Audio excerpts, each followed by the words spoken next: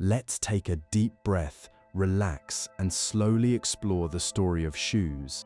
In the summer of 2008, inside a limestone cave perched high above a river gorge in southeastern Armenia, a young graduate student named Diana Zardarian was carefully scraping through the earth when her trowel brushed against something soft. It was not bone. It was not pottery. It was a shoe, a single right shoe, made from a single piece of cowhide, laced up the front with a thin leather cord, and stuffed with loose grass. It had been sitting in that shallow pit, sealed beneath layers of dried sheep dung, for approximately 5,500 years. The cave was known locally as the Bird Cave, named for the swallows that nested in its mouth. It had already yielded remarkable finds, including what turned out to be the oldest known winery in the world, with grape seeds and a wine press dating back roughly 6,000 years. But the shoe was something else entirely. When samples were sent to laboratories at Oxford and at the University of California, the results came back placing the shoe at around 3,500 years before the Common Era. That made it roughly 200 years older than the footwear found frozen alongside a famous mummified traveler in the Alps. At the time of its announcement, it was the oldest known piece of leather footwear in the world, a shoe that predated the Egyptian pyramids, sitting quietly in a pile of sheep dung in a cave that local shepherds still used for shelter. The shoe was remarkably small, just under 25 centimeters long, roughly the size of a modern women's size 7. Its construction was elegant in its simplicity. A single piece of cowhide had been cut in an oval shape, with small slits around the edges through which a leather lace was threaded, drawing the material up snugly around the foot. The grass stuffed inside may have served as insulation, or perhaps it was used to hold the shoe's shape when no one was wearing it. No one can say for certain who wore it, or why it was left behind in that Armenian cave. But the cool, dry air of the cave, hovering at a steady temperature, had created a natural preservation chamber that kept the leather soft enough to study and even cautiously to handle. What made this shoe even more quietly remarkable was that its design was not unique. Similar one-piece leather shoes had been worn across Europe for thousands of years. On the Aran Islands off the west coast of Ireland, fishermen were still making nearly identical shoes from untanned cowhide as recently as the early 1900s. The method, cutting a single piece of hide and gathering it around the foot, was so simple and so effective that it persisted across vast distances and enormous stretches of time. The shoe in the Armenian cave was not really an invention at all. It was a continuation of something far, far older than itself. But that ancient shoe, for all its age, is not the oldest footwear ever found. That distinction belongs to a collection of sandals discovered in 1938 in a dry cave in the high desert of south-central Oregon. An archaeologist named Luther Cressman was excavating beneath a layer of volcanic ash, the remains of an eruption that had created a Great Lake roughly 7,600 years ago, when he found dozens of sandals woven from the bark of a desert shrub. Because the sandals were buried beneath the ash, they had to be older than the eruption itself. Later testing confirmed it. The sandals ranged in age from roughly 9,000 to over 10,000 years old, making them the oldest directly dated footwear in the world. More than 70 sandals or fragments were recovered from that single cave, evidence not of one lost pair, but of a well-established craft tradition, passed down through generations. And yet, even these are not the beginning of the story. To find the oldest footprints, not shoe prints, but bare footprints, we must travel back not thousands, but millions of years. In 1976, a team working in northern Tanzania stumbled upon something that would change our understanding of human origins. A researcher, while dodging a playful toss of elephant dung from a colleague, fell to the ground and found himself face to face with a series of indentations pressed into hardened volcanic ash. They were footprints, 3.5 million years old, left by at least 2 individuals walking upright across a field of wet ash that had hardened like cement and been covered by a fresh layer before anyone could disturb them. The prints were remarkable because they showed clearly that these ancient ancestors walked with a gait much like ours, heel striking first, then pushing off from the big toe. Their feet were not splayed out to the sides as in apes. They were walkers, the first pedestrians millions of years before anyone thought to cover their feet. Between those ancient footprints and the little leather shoe in the Armenian cave lies an immense stretch of time, roughly 3.5 million years during which our ancestors walked, ran, climbed, and migrated across every continent on Earth, all without a single pair of shoes. They crossed the grasslands of Africa, navigated the forests of Southeast Asia, waded through the marshes of Northern Europe, and traversed the land bridges between continents during the Ice Ages. They did all of this barefoot, on feet that evolution had carefully designed for the task. And then, at some point, they began to cover those feet. Not because their feet were inadequate, but because the places they were going demanded something more. Cold demanded insulation, rocky ground demanded protection, and wet earth demanded grip. The shoe was not born from weakness. It was born from ambition, the ambition to go farther, to climb higher, to endure longer than bare feet alone could manage. That little shoe sits today in a glass case at the History Museum of Armenia, a small and quiet object that looks more like a piece of crumpled leather than anything that might change how you see the world. But in its own gentle way, it is one of the most profoundly human objects ever found. And the story of how that simple act, wrapping a piece of hide around a foot, became the vast, surprising, and sometimes strange world of footwear, well, that is the story we are about to explore together. The human foot is one of the most quietly remarkable structures in the natural world, and it is worth pausing to appreciate it before we cover it up with shoes. It contains 26 bones, which means that more than a quarter of all the bones in your entire body are down there in your feet. Along with those bones, there are 33 joints and more than 100 muscles, tendons, and other connecting tissues, all working together in a system of extraordinary precision.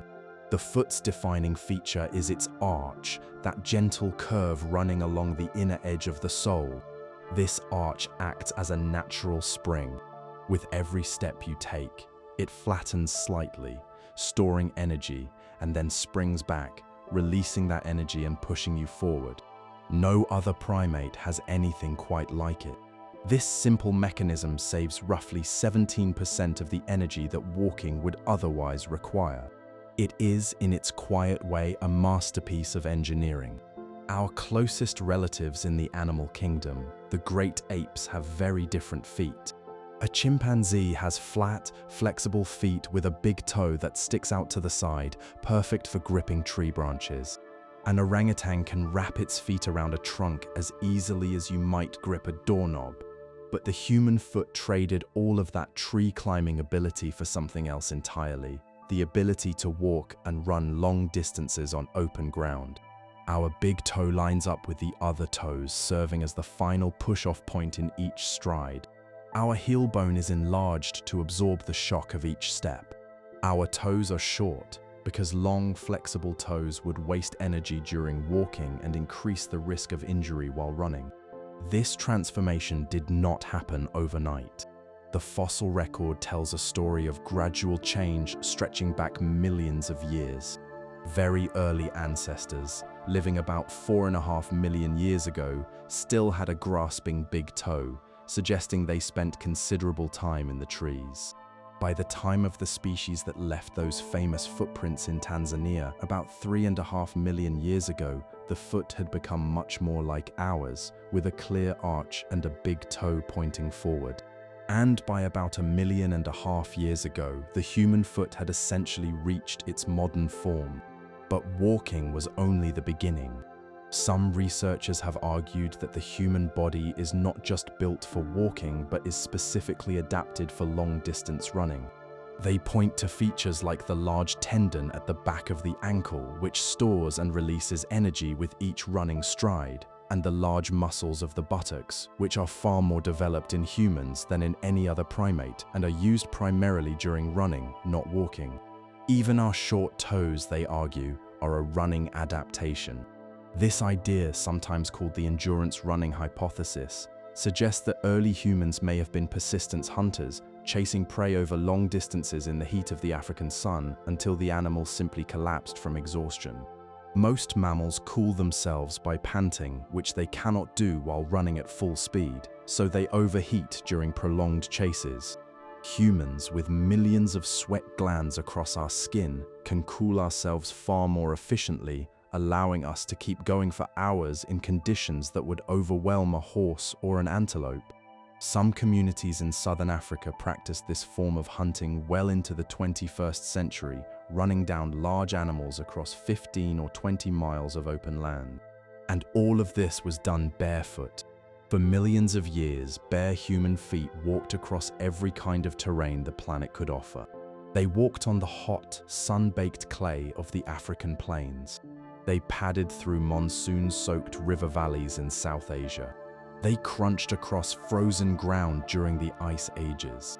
They followed sandy coastlines as early humans migrated out of Africa and slowly, generation by generation, spread to every corner of the world. The question of when humans first began to wear shoes is a surprisingly tricky one. The earliest shoes have long since decomposed, so the answer comes not from ancient footwear, but from ancient bones. A researcher at a university in Missouri noticed something interesting about the toe bones of people who lived roughly 30 to 40,000 years ago. Their smaller toes, the four toes beside the big one, were noticeably thinner and more delicate than those of earlier humans, even though their leg bones remained thick and strong. The explanation, he argued, was shoes. When you walk barefoot, your smaller toes grip and flex against the ground with every step, keeping those bones thick and sturdy. But when your foot is enclosed in a supportive shoe, the smaller toes do much less work. Over many generations of shoe wearing, those toe bones would gradually thin. He found exactly this pattern appearing tens of thousands of years ago, long before any surviving shoe was made. The shoes themselves simply did not survive. The leather rotted, the plant fibers crumbled, and only the bones of the feet that wore them remained as quiet witnesses. Here is an irony worth pausing on. In covering our feet to protect them, we may have also weakened them. The debate over whether shoes are ultimately good or bad for human feet has been going on for decades. Those who favor barefoot walking point out that modern shoes, with their cushioned heels and rigid soles, fundamentally change the way the foot works. People who walk barefoot tend to land on the balls of their feet, distributing the impact gently. People in cushioned shoes tend to land on their heels, sending a sharp jolt up through the ankles, knees, and hips. Studies of people who have never worn shoes in various parts of the world show remarkably low rates of the foot problems that trouble modern shoe-wearing populations, things like bunions, collapsed arches, and painful growths on the sole. But the question of whether we should all go barefoot is not just about the body. It is also about culture. Shoes are not merely protective coverings. They are symbols of status, markers of identity, tools of fashion, and objects of desire. They have been all of these things for as long as human civilization has existed. And to understand why, we must follow the foot from the bare earth of prehistory into the first crafted shoes of the Ice Age, and into a world where what you wear on your feet says as much about who you are as the words you speak. On a September day in 1991, two hikers were making their way across a glacier high in the Alps, on the border between Austria and Italy, when they spotted something dark protruding from the melting ice. At first, they thought it was a discarded doll or a piece of mountaineering equipment. It was, in fact, the upper body of a man who had died there roughly 5,300 years ago, the individual who would become known to the world as the Iceman. He was remarkable for many reasons. His body, clothing, and equipment had been preserved by the glacier in extraordinary detail, providing a window into daily life in the Copper Age unlike anything ever found before. He carried a copper axe, a longbow, a quiver of arrows, and even a sort of first aid kit made from tree fungus. His skin bore more than 60 tattoos, placed over joints and pressure points. But for the history of footwear, the most interesting objects found with him were his shoes. Those shoes were masterpieces of prehistoric craft. The soles were made from bearskin, chosen for its toughness and resistance to wear, with carefully cut slits through which a thick strap was woven, pulling the edges of the sole up around the foot to create a natural cup shape. The upper part of each shoe was made from softer deer hide, which had been treated with animal fat and smoked to make it more water-resistant. Researchers later identified at least 3 different animal species used in the shoes alone: bear, cattle, and deer, suggesting that these ancient people had a deep understanding of different hides and chose each one deliberately for its particular qualities. But the most intriguing feature of his shoes was what was inside them. Each shoe contained a woven net of bark fiber that served as a kind of inner cage, holding generous amounts of dried grass that acted as insulation. The grass was not just simple stuffing. It was a thermal layer, a natural version of the insulated liners found in modern winter boots. There is evidence that the Iceman refreshed this grass as he traveled, replacing it as he moved from lower valleys into colder, higher ground. The idea of removable, replaceable insulation is remarkably similar to the design of modern hiking boots, a concept arrived at independently more than 5,000 years ago. Can you picture that for a moment? A man standing on a mountainside in the Alps, pulling handfuls of dried grass from the ground, packing them carefully into the bark netting inside his shoes, preparing for the cold climb ahead. It is a small, practical gesture, and yet it speaks of a level of planning and ingenuity that is quietly moving. In 2004, a professor of shoe design at a university in the Czech Republic decided to put this ancient shoe to the test. He painstakingly built a replica pair using the same materials: bearskin soles, deer hide uppers, bark netting, and grass insulation, and then went hiking in them through alpine terrain. The results surprised many modern designers. He found the shoes comfortable, effective, and remarkably well suited to the mountain environment. The grass insulation kept his feet warm. The bearskin soles gripped well on rocky ground. The overall construction was surprisingly durable. The 5,300-year-old design simply worked. Of course, the Iceman's shoes were not the earliest footwear. They are simply the earliest complete shoes that survived in a form detailed enough to study. Far older fragments exist, scattered across the archaeological record like clues in a very old case. In a cave in southern Spain, sandals woven from a type of tough grass have been dated to roughly 7,000 years ago, making them among the oldest footwear found in Europe. These sandals were discovered alongside human remains, suggesting they may have been placed with the dead as personal belongings for whatever journey lay ahead. Across the Atlantic, those 10,000-year-old sagebrush sandals from the Oregon Cave, the oldest directly dated footwear in the world, represent an entirely independent tradition of shoemaking. Their design was consistent across dozens of examples found in the same cave: a flat sole with a toe flap woven from bark fiber. That consistency tells us something important. This was not one person's improvisation.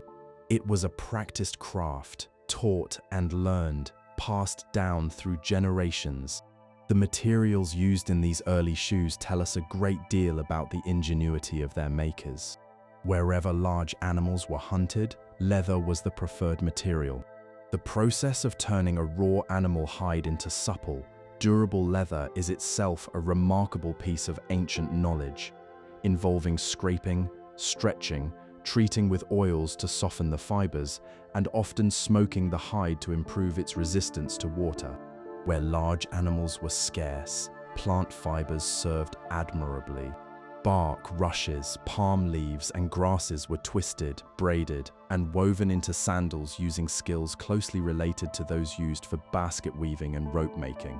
Shoemaking, it seems, grew naturally from other fiber-working traditions rather than arriving as a completely separate invention.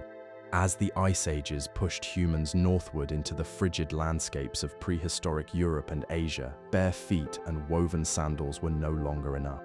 The evidence suggests that these early humans developed wraparound foot coverings made from animal hides, the distant ancestors of the moccasin, though direct evidence is scarce because leather rarely survives in ordinary soil. What does survive is the indirect evidence, those thinning toe bones, occasional traces of stitching, and the rare finds preserved in exceptional conditions like glacier ice, desert caves, or peat bogs. What is clear from all of this is that the shoe was not a single invention made at a single time and place. It was what you might call a shared solution, developed independently, again and again, by different peoples in different environments, using whatever materials were at hand. The leather shoe in Armenia, the bark sandals in Oregon, the grass sandals in Spain, the hide wrappings of the Ice Age North, all represent separate branches of the same deeply human impulse, the impulse to protect, to adapt, and to go where bare feet alone could not carry us. And from these humble beginnings, a piece of hide gathered around a foot, a strip of bark woven into a sole, the entire story of human footwear would slowly, gradually rise. When archaeologists finally opened the innermost coffin of a young pharaoh's tomb in the Valley of the Kings, in November of 1925, the boy king's mummified body lay wrapped in linen and laden with gold. On his feet were a pair of sandals made entirely of sheet gold, their surfaces pressed and shaped to imitate the woven texture of everyday sandals made from reeds and palm leaves. Gold sheaths covered each of his toes. These were shoes that would never be walked in. They were shoes for eternity. That young pharaoh was buried with a staggering collection of footwear, at least 80 pairs of sandals and shoes, crafted from materials ranging from humble plant fiber to leather, gemstones, and gold. Some were clearly worn during his lifetime, their soles scuffed and their straps softened by use. Others, like the golden sandals, were made specifically for the burial.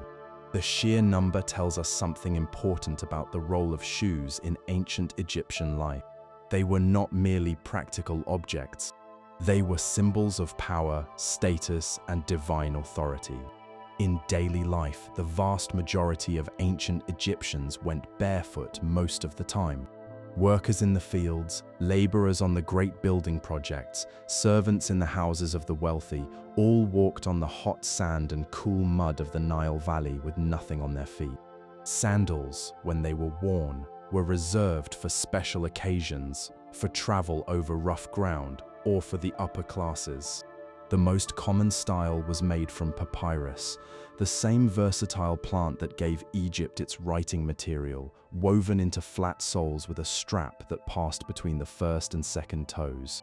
Can you picture that design for a moment? It is, in its essentials, the ancestor of the modern flip-flop, a design so simple and so effective that it has endured for thousands of years. The papyrus sandal was elegant in its simplicity. Strips of the papyrus plant were soaked, flattened, and woven into a sole, sometimes reinforced with palm leaf or leather for extra strength. A strap attached at the sole passed between the toes and over the top of the foot, held in place by side straps.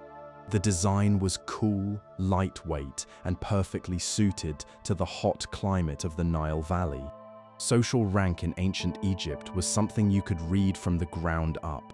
The pharaoh wore the finest sandals, often decorated with gold, jewels, or painted scenes of conquered enemies on the soles. Imagine that for a moment.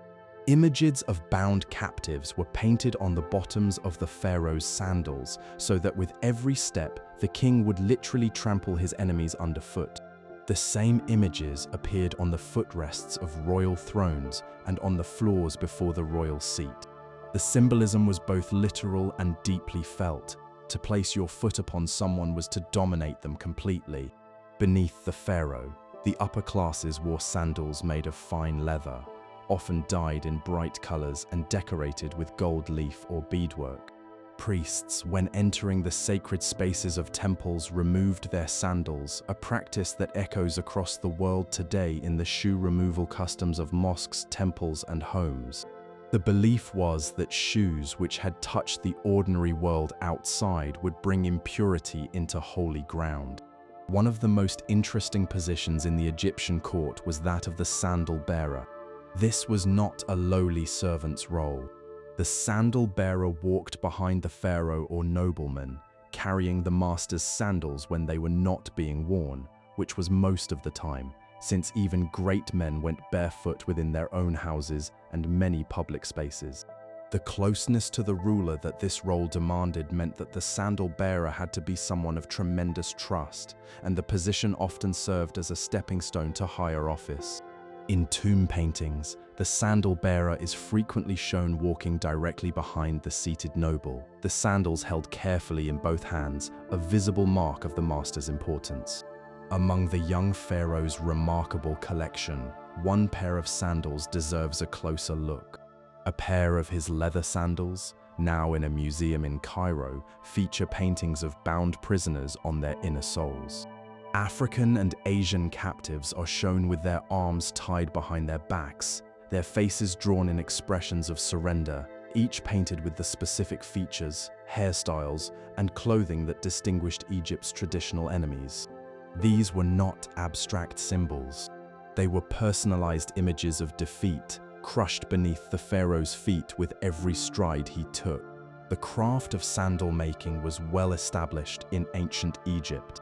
Tomb paintings from the middle and later periods of the kingdom show workshops where craftsmen cut, shape, and sew sandals. Leather workers are depicted scraping hides with tools, stretching leather on frames, and punching holes for strap attachments. The trade was organized, professional, and apparently respected, with sandal makers appearing alongside other skilled workers in scenes of daily life.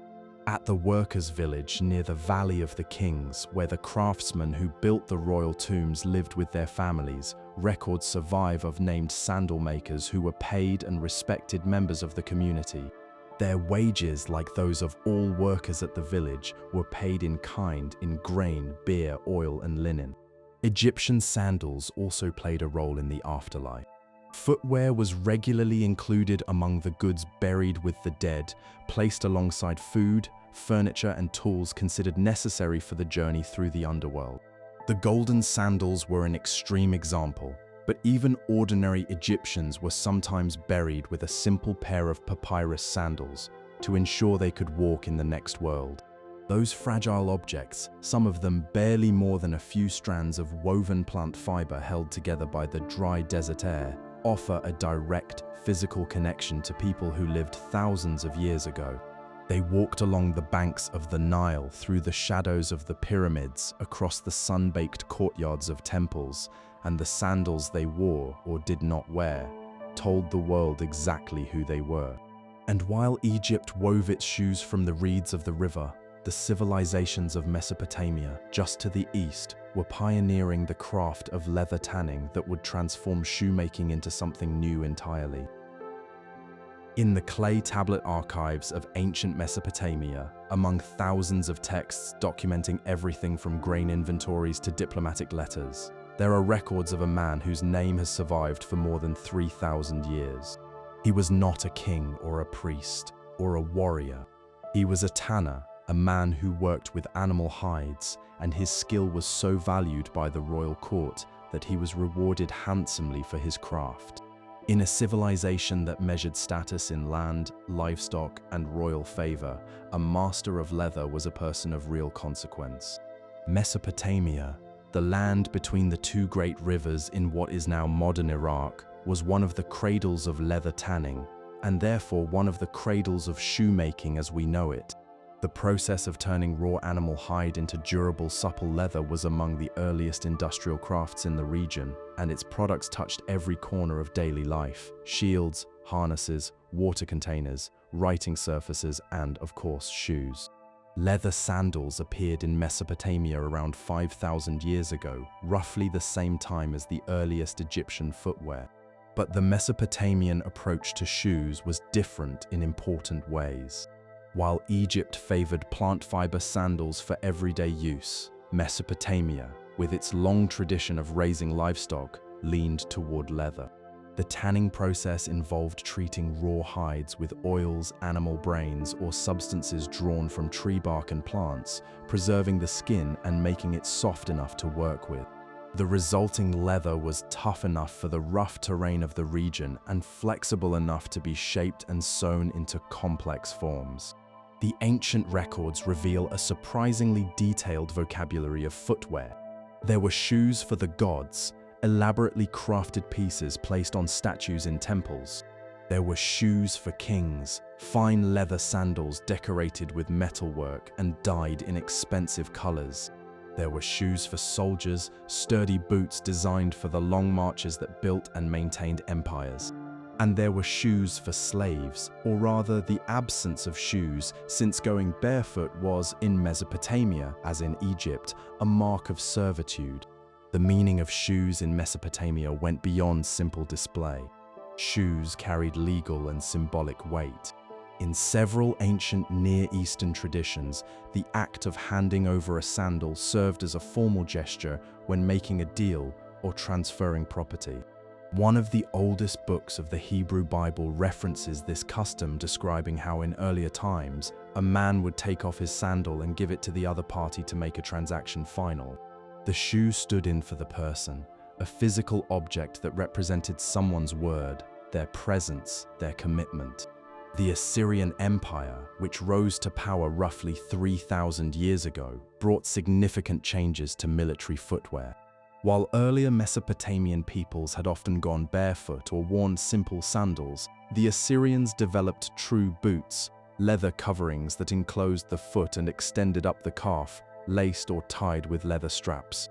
These boots were designed for the practical demands of military campaigns across wildly different terrain, from marshy riverlands to rocky mountains to open desert. The stone relief panels from Assyrian palaces, carved in extraordinary detail, show soldiers marching in disciplined formations, their boots identical and uniform. These images are some of the earliest depictions of standardized military equipment, an idea that would not be fully realized again until the Roman legions centuries later. The boots had thick soles, sometimes reinforced with metal studs for grip, much like the cleats on a modern sports shoe. Imagine the sound of 1,000 Assyrian soldiers marching in formation, their studded boots striking the stone roads in unison. It must have been a sound that carried for miles. The scale of leather production in Mesopotamia was substantial. Records from the great city of dating back roughly 4,000 years, include administrative tablets listing the allocation of hundreds of animal hides to leather workshops in a single year. These were state-managed operations, staffed by specialist workers who received rations of barley, oil, and wool in exchange for their labor.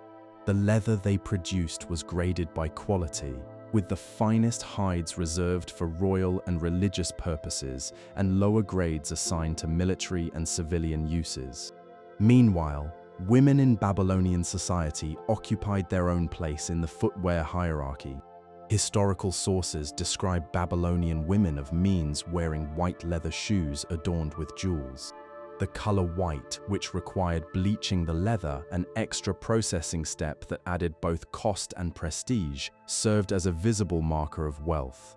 Much as white clothing has signified leisure and status in many cultures throughout history. The tanning industry itself, though vital, was not a pleasant neighbor. Turning raw hides into usable leather produces an extraordinary smell, the result of decomposing flesh, animal brains, and other organic materials used in the process. Tanners' workshops were typically placed downwind from residential areas and near running water for washing. This was a pattern that repeated in virtually every civilization that worked with leather, from ancient Rome to medieval London. The people who made the leather that went into shoes were simultaneously essential and marginalized, their craft vital but their workshops avoided. Despite the unpleasant nature of their trade, tanners and shoemakers in Mesopotamia were skilled professionals. The fact that their products were carefully differentiated by type, material, and intended wearer tells us that this was already a specialized market. A king's shoes were not just larger versions of a common person's shoes. They were fundamentally different objects, made from different materials by different craftsmen, carrying entirely different symbolic weight. This idea that shoes are not just coverings but markers of identity is one of the most enduring themes in the history of footwear. It appears in virtually every civilization that has left a record of its shoe traditions, and it began in large part in the leather workshops and clay tablet archives of ancient Mesopotamia, where a master tanner could earn royal favor and where the shoe first became not just a practical necessity but a social statement. Let us travel now to the world of ancient Greece and Rome, where the shoe would take on new forms and carry new meanings in the civilizations that shaped the Western world.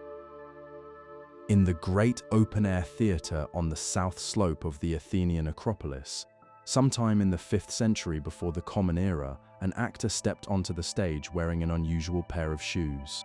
They were not the light, flat sandals that most Athenians wore in daily life. They were thick-soled boots that rose above the mid-calf, with heavy platform soles that added several inches to the wearer's height. In a vast theatre where audiences of 15,000 or more sat on stone benches rising steeply from the stage, those extra inches mattered. They made the actors visible. They made them larger than life. They made them quite literally elevated. These platform boots became so closely associated with Greek tragedy that the very word for them became a metaphor. To speak in the elevated style meant to adopt a lofty, grand tone. The low-cut shoe worn by comic actors represented the opposite, the humble, the everyday, the humorous. The divide between the tragic boot and the comic slipper was a divide between the sublime and the ridiculous, between gods and ordinary people, between tears and laughter. All of this was communicated through shoes. Greek footwear in general was far more varied than its reputation for simple sandals might suggest. There were leather sandals secured with straps that wrapped around the ankle.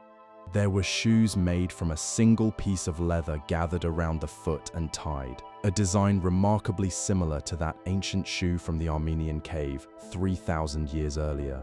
There were sandals woven from willow leaves, associated with philosophers and comic actors, footwear for those who had either renounced worldly status or were gently mocking it. The straps of Greek sandals were often works of art in their own right, made from fine leather and decorated with small metal shapes, hearts, leaves, and other ornaments. The philosopher Socrates famously went barefoot, a deliberate statement of austerity that his fellow citizens both admired and mocked.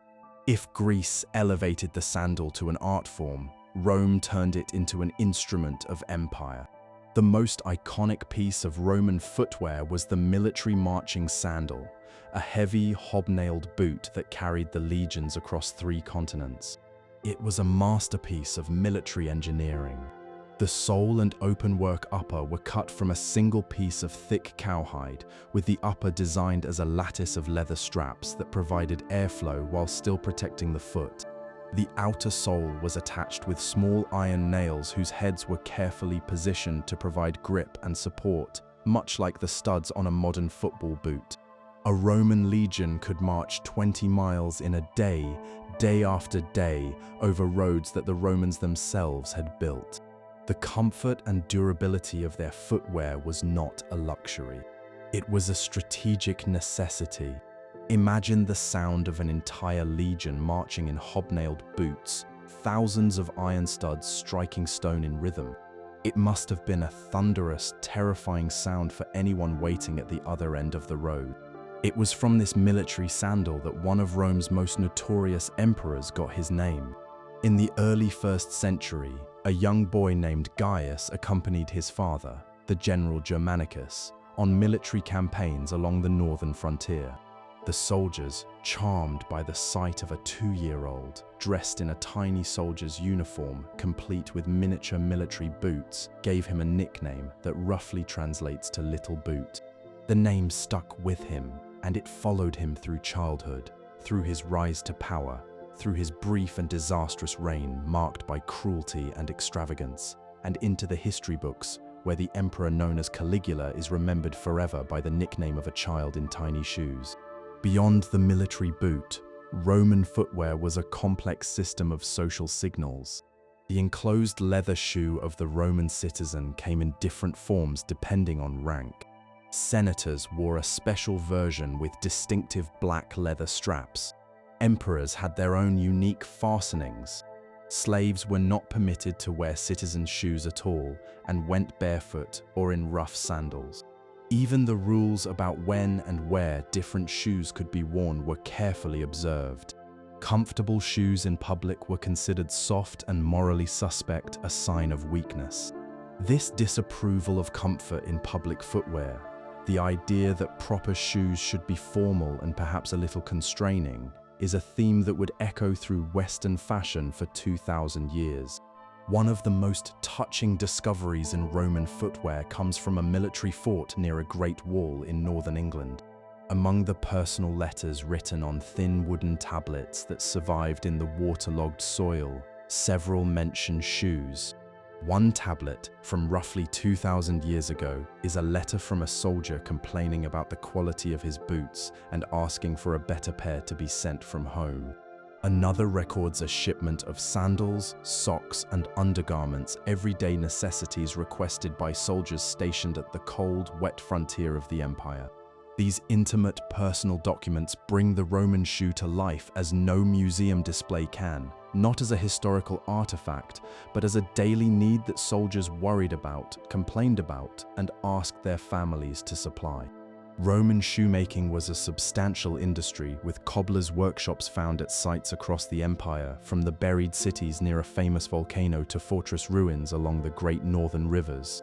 The techniques of leather cutting, stitching, and nailing, developed by Roman craftsmen, survived the fall of the empire and were absorbed into the medieval traditions that would eventually give rise to the great shoemaking guilds of Europe.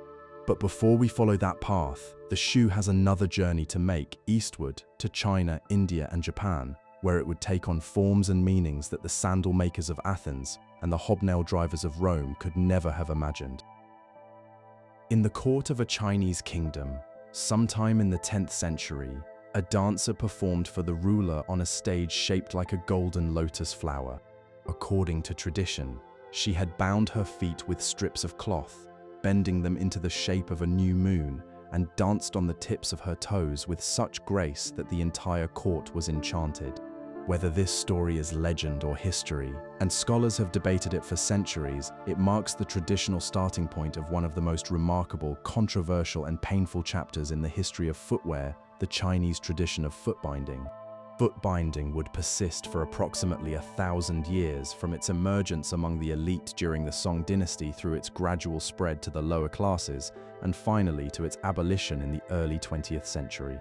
At its peak, the practice affected hundreds of millions of women, reshaping not only their feet but their entire lives, their mobility, their marriage prospects, their social standing, and their daily experience of pain. The process began in childhood. Girls as young as 3 or 4 had their feet bound by their mothers or grandmothers. The 4 smaller toes on each foot were bent underneath the sole and pressed tightly against the bottom of the foot. Long strips of cloth were wrapped around the foot again and again, forcing the arch to break and the toes to curl under until they pressed against the heel. The wrappings were removed regularly, the feet washed, and fresh cloth applied even more tightly. The process continued for years, gradually reshaping the foot into the desired form, a tiny, pointed, arched foot that resembled, to its admirers, a lotus bud.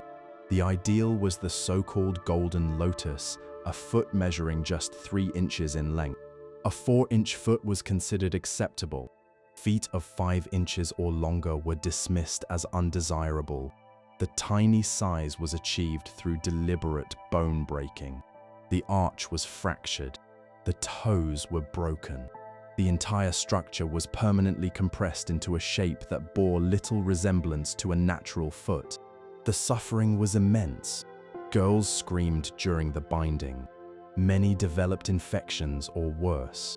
Toenails, unable to grow normally, curled into the flesh and caused painful sores. Walking was difficult and painful, and running was entirely impossible.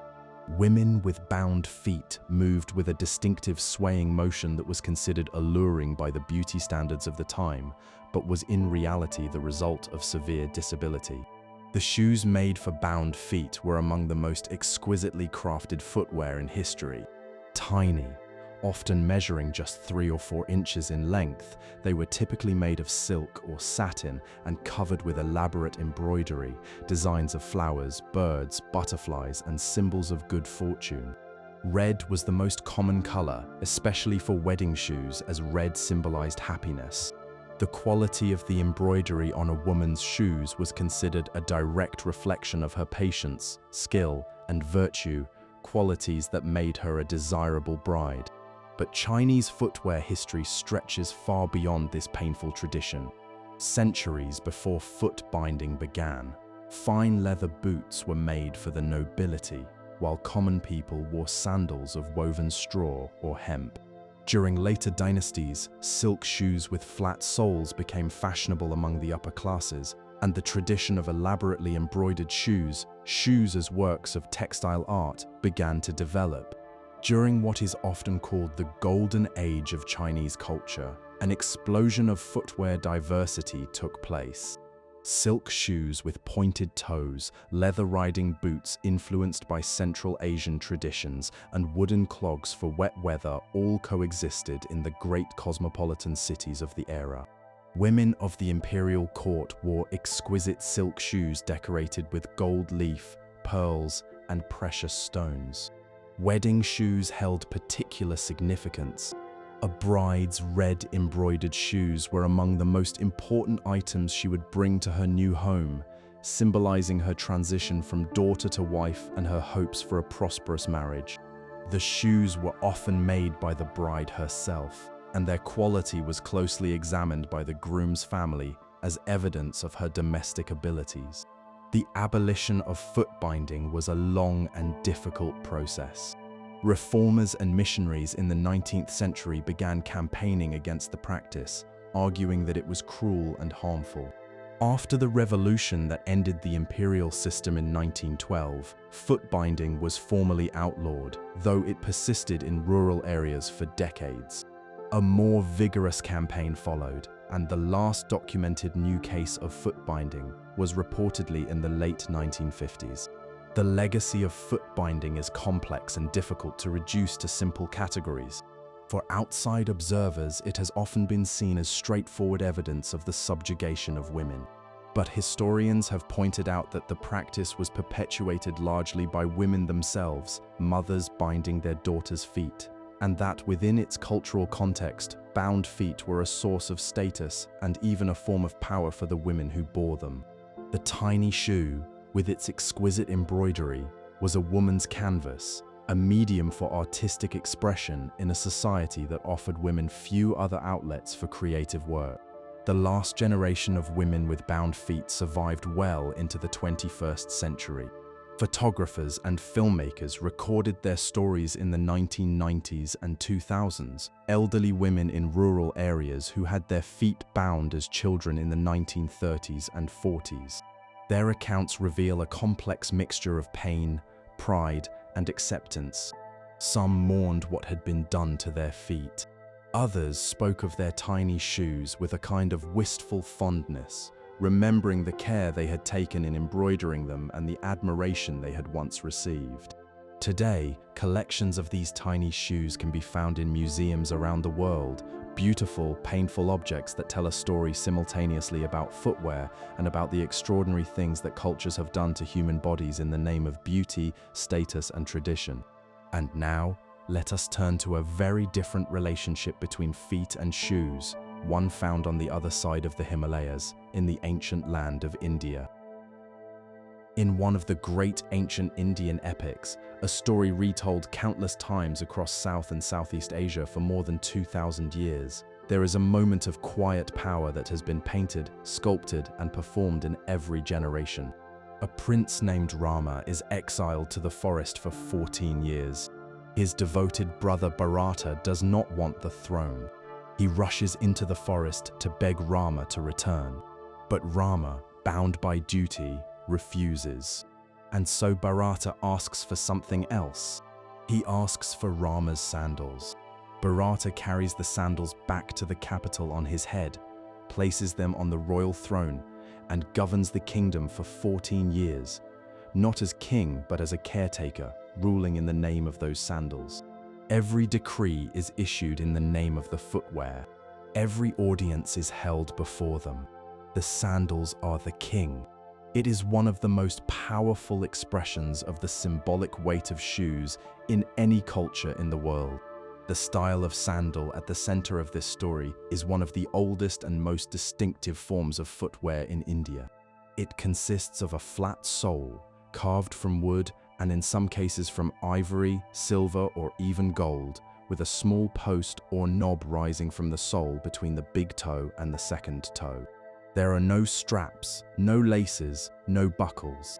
The wearer simply grips the knob between the toes and walks, the sole clacking against the ground with each step. It requires a certain skill and a certain commitment. You cannot run in these sandals. You must pay attention to every step. This deliberateness was, for many religious traditions in India, precisely the point. The design was understood through the idea of non-violence. The narrow raised sole minimized the wearer's contact with the ground, reducing the chance of accidentally crushing insects or vegetation. Hindu, Jain, and Buddhist holy men wore these sandals not just for practical protection from hot ground, but as spiritual tools, instruments of mindful walking that transformed every step into an act of awareness. But India's relationship with footwear has always been more complex than any single object can represent. In many contexts, going barefoot in India was not a sign of poverty, but of spiritual purity. To remove your shoes before entering a temple, a home, or the presence of a respected person was, and remains, a fundamental act of respect. The sole of the shoe which touches the ground and picks up the dust of the outside world is considered impure. To point the sole of your shoe at someone is an insult. To touch someone with your shoe is an act of aggression. Shoes carry the everyday world on their soles, and leaving them at the door is an act of cleansing. Beyond these wooden sandals, India developed an extraordinary diversity of footwear traditions, each rooted in local materials, climate, and culture. In the town of Kolhapur, in western India, a handmade leather sandal has been crafted since at least the 13th century. Made entirely from water buffalo hide and thread without a single nail, these sandals are known for their remarkable durability. A well-cared-for pair can last a lifetime. Their distinctive design has influenced sandal styles around the world. In the desert state of Rajasthan, a different tradition flourished. There, shoemakers crafted shoes from a single piece of leather, elaborately decorated with embroidery, tiny brass nails, shells, mirrors, bells, and ceramic beads. The uppers are works of art, and the curled, pointed toes give them a silhouette that has endured for centuries. During the period of the great Mughal emperors, these shoes became the footwear of royalty, featuring elaborate metallic threadwork in real gold and silver that could take weeks or months to complete. The coming of British rule brought European shoe styles to India, and with them a new set of tensions around footwear. British officials wore heavy leather shoes and boots, while many Indians continued to wear their own traditional sandals or went barefoot. The shoe became entangled with politics. To wear Western shoes was, for some, a mark of progress. For others, it was a surrender of identity. No one understood this symbolism more deeply than the leader of India's independence movement. His adoption of a simple handmade sandal was a deliberate political act. In a movement that turned clothing itself into resistance, his footwear choices were as carefully considered as his homespun cloth and his refusal to wear Western dress. The humble sandal became, in his hands, a quiet weapon of defiance. To wear foreign shoes was to accept foreign rule. To walk in homemade sandals was to demand self-determination. His bare or sandal-clad feet, photographed walking the dusty roads of India during great protest marches, became some of the most recognized images of the independence movement. In 2019, the leather sandals of Kolhapur received a formal geographical protection from the Indian government, ensuring that only sandals actually made by hand in the Kolhapur region, using traditional methods, could bear the name. This was a meaningful victory for the artisan communities who had watched mass-produced copies flood the market, undercutting their livelihoods while trading on their heritage. The traditional making process involves over 15 steps, from the soaking and softening of raw hide to the final stitching, all done without any machinery. A skilled artisan can produce only 2 or 3 pairs per day. Today, India's footwear industry is one of the largest in the world, producing more than 2 billion pairs of shoes annually. But alongside the modern factories, traditional craftsmanship continues. In the lanes of Kolhapur, artisans still make sandals by hand. In the workshops of Rajasthan, shoemakers still embroider leather with mirrors and beads. And in temples across the subcontinent, millions of people still remove their shoes at the threshold, enacting a ritual of respect and purification that is as old as Indian civilization itself. And now let us cross the ocean to another continent entirely, where the indigenous peoples of the Americas developed their own extraordinary traditions of footwear. On a winter morning in the far north of Canada, an Inuit hunter steps out onto the frozen landscape wearing knee-high boots made from caribou skin, with soles of sealskin and an inner lining of dried grass for warmth. The boots are sewn by his wife using a technique in which the needle catches only the inner layers of the skin, never piercing all the way through, so that when the thread shrinks upon getting wet, the seams tighten and become completely waterproof. The hunter can walk across frozen lakes, wade through slush, and stand in ankle-deep snow for hours without his feet getting wet or cold. The boots weigh almost nothing. They flex with his feet. They make no sound on the ice. By any measure, they are among the most sophisticated pieces of footwear ever designed. The indigenous peoples of the Americas developed an extraordinary range of footwear, each type perfectly adapted to its specific environment. From the tropical sandals of Central America to the fur-lined boots of the Arctic, from the soft-soled shoes of the eastern forests to the hard-soled versions of the western plains, indigenous American footwear represented thousands of years of accumulated knowledge about materials, construction, and the intimate relationship between feet and terrain. The moccasin, a word that comes from the Algonquian languages, is perhaps the most widely recognized form of indigenous North American footwear. All moccasins share a basic idea. They are made from soft leather, typically deerskin sewn together with animal sinew. But within that framework, the variety is enormous. The peoples of the eastern forests, including the Algonquin, Iroquois, and Huron nations, typically made soft-soled moccasins from a single piece of leather gathered around the foot and sewn with a seam running up the top.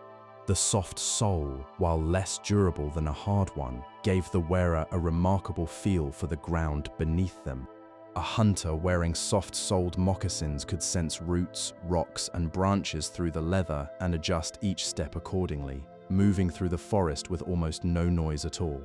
Can you imagine that for a moment? The quiet certainty of a hunter stepping through dappled woods, each footfall placed with care, the soft leather sole telling the foot everything it needs to know about the ground below.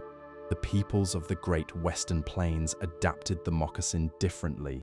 They added a separate hard sole made from thick rawhide, better suited to the open grasslands and rocky terrain where thorns, sharp stones, and hot, sun-baked ground made soft soles impractical. These hard-soled moccasins lasted longer under the demanding conditions of life on the plains, where people walked and rode enormous distances following the great bison herds. The beadwork, quillwork, painted designs, and fringe that decorated moccasins were not merely ornamental. They were specific to each nation and band. A knowledgeable observer could identify a person's people and sometimes their family simply by looking at the patterns on their moccasins. The designs carried cultural meaning, reflecting spiritual beliefs, family stories, and connections to the natural world. In the deserts of the Southwest, the Pueblo, Navajo, and other peoples developed sandals made from plant fibers, yucca, agave, and other tough desert plants, woven into flat soles with fiber straps. Some of these sandals date back thousands of years, and they belong to the same broad tradition that includes those 10,000-year-old sandals from the Oregon Cave, the oldest directly dated footwear ever found. In the Arctic regions, the demands of extreme cold produced the Mukluk and the Kamik, boots that stand among the most impressive cold weather footwear ever created. The word Mukluk comes from a word in the Yupik language meaning bearded seal, reflecting the importance of sealskin in their construction. The soles were made from sealskin because it is naturally water resistant and provides excellent grip on ice. The construction was ingenious, with the sole wrapping upward to form part of the boot's side, placing the seams on top rather than on the bottom where water might seep in. Inside the boot, layers of dried grass, caribou fur or moss kept feet warm in temperatures that could plunge to 50 degrees below zero. In Central America, the footwear of the Aztec Empire served a social function very similar to shoes in Egypt and Rome. Only the emperor, nobility, and proven warriors were permitted to wear sandals within the great capital. Common people went barefoot, and a warrior had to capture a certain number of enemies in battle before earning the right to wear them.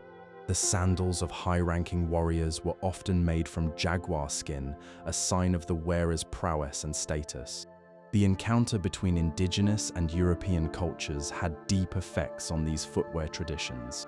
European settlers quickly recognized the superiority of moccasins for wilderness travel, and the moccasin was widely adopted by fur traders and frontiersmen throughout North America. At the same time, European manufactured shoes gradually displaced traditional indigenous footwear in many communities, particularly as government policies disrupted traditional ways of life. In recent decades, there has been a growing movement to reclaim and revive indigenous footwear traditions. Companies founded by indigenous entrepreneurs produce modern versions of mukluks and moccasins that honor traditional designs while adapting them for contemporary life. Indigenous artists and craftspeople continue to create moccasins with traditional beadwork, preserving skills and knowledge that stretch back thousands of years. The moccasin, the mukluk, the plant fiber sandal, these are not just shoes. They are embodiments of thousands of years of knowledge about how to live well on this land. Each stitch, each bead, each fold of leather carries information about the environment, the animals, and the people who created them. And now, let us return across the Atlantic to medieval Europe, where the shoe was about to enter a new chapter of its story in the hands of the guilds. In the year 1395, the Lord Mayor of London issued a decree that might sound absurd to modern ears but was deadly serious at the time. Cobblers were forbidden from making new shoes, and the makers of new shoes were forbidden from repairing old ones. The penalty for breaking this rule was a fine, public shaming, and possible expulsion from one's professional guild. The reason for this seemingly petty regulation ran deep. It was the latest battle in a guild war that had been raging for over a century, a conflict between two trades that shared a material but fiercely guarded their separate territories. The cobbler worked with old leather. The maker of new shoes worked with fresh leather. And between those two categories lay a fault line of professional honor, economic rivalry, and social pride. The makers of new shoes were called cordwainers, and the very word speaks to the prestige of their trade. It comes from the name of a fine goatskin leather produced in Moorish Spain, prized throughout medieval Europe for its softness, its durability, and its ability to hold dye. A cordwainer took raw materials and transformed them into finished products. A cobbler, by contrast, was a repairer, someone who mended old shoes, replaced worn soles, and patched holes.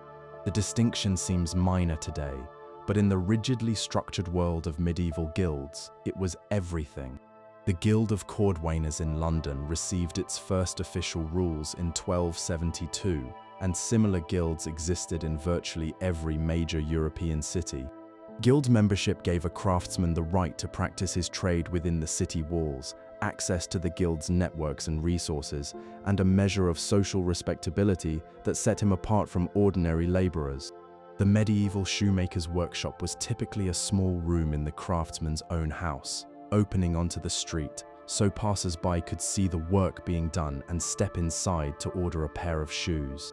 The tools were simple but specialized: a wooden form shaped like a foot called a last, a pointed tool for piercing leather, needles and waxed thread, a cutting knife, and various hammers and pincers. The shoemaker sat on a low bench, the last held between his knees, working the leather with hands that bore the calluses of countless hours of stitching and cutting. Imagine the smell of that workshop, the rich, earthy scent of fresh leather, the faint tang of beeswax on the thread, the warmth of the small room on a winter morning. The main shoemaking technique of the early medieval period was called the turn shoe method. It had been used since late Roman times and remained standard for centuries. In this method, the shoe was built inside out. The upper was stitched to the sole with the finished surfaces facing inward, and then the entire shoe was turned right side out, hiding the seams inside and presenting smooth surfaces on the outside. The result was a clean, elegant shoe, but it had a limitation. The sole had to be fairly thin and flexible because thick leather could not be turned without tearing the stitches. The shift from this turn shoe method to what is called welted construction, which began in the late 1300s, was one of the most important developments in the history of shoemaking. In the new method, a narrow strip of leather called a welt was stitched to the edge of the upper, and then the sole was attached to the welt rather than directly to the upper. This allowed for much thicker, more durable soles, and it also made repairs much easier since the old sole could be removed and a new one attached without disturbing the rest of the shoe. This welted construction remains the gold standard of quality shoemaking to this day. Archaeological digs in medieval London, York, and other European cities have uncovered thousands of medieval shoes preserved in the waterlogged soil that lies beneath many old city streets. These finds have transformed our understanding of medieval footwear. Far from the crude, shapeless leather wrappings that popular imagination sometimes pictures, medieval shoes were sophisticated, varied, and often remarkably stylish. Ankle boots, slip-on shoes, lace-up shoes, buckle shoes, and various forms of sandals and wooden-soled clogs have all been found, in styles that changed with fashion over the centuries. The leather used in these shoes came from the tanner's workshop, which was invariably located in the least pleasant part of town. Tanning was and remains a profoundly unpleasant process. Raw hides were soaked in water and a chemical solution to loosen the hair, then scraped clean with iron tools. The cleaned hides were then treated with a solution made from the bark of oak trees, a slow process that could take months, turning raw skin into supple, lasting leather.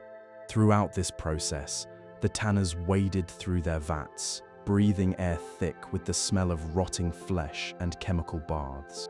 The result of all this unpleasant labor was a material of extraordinary usefulness.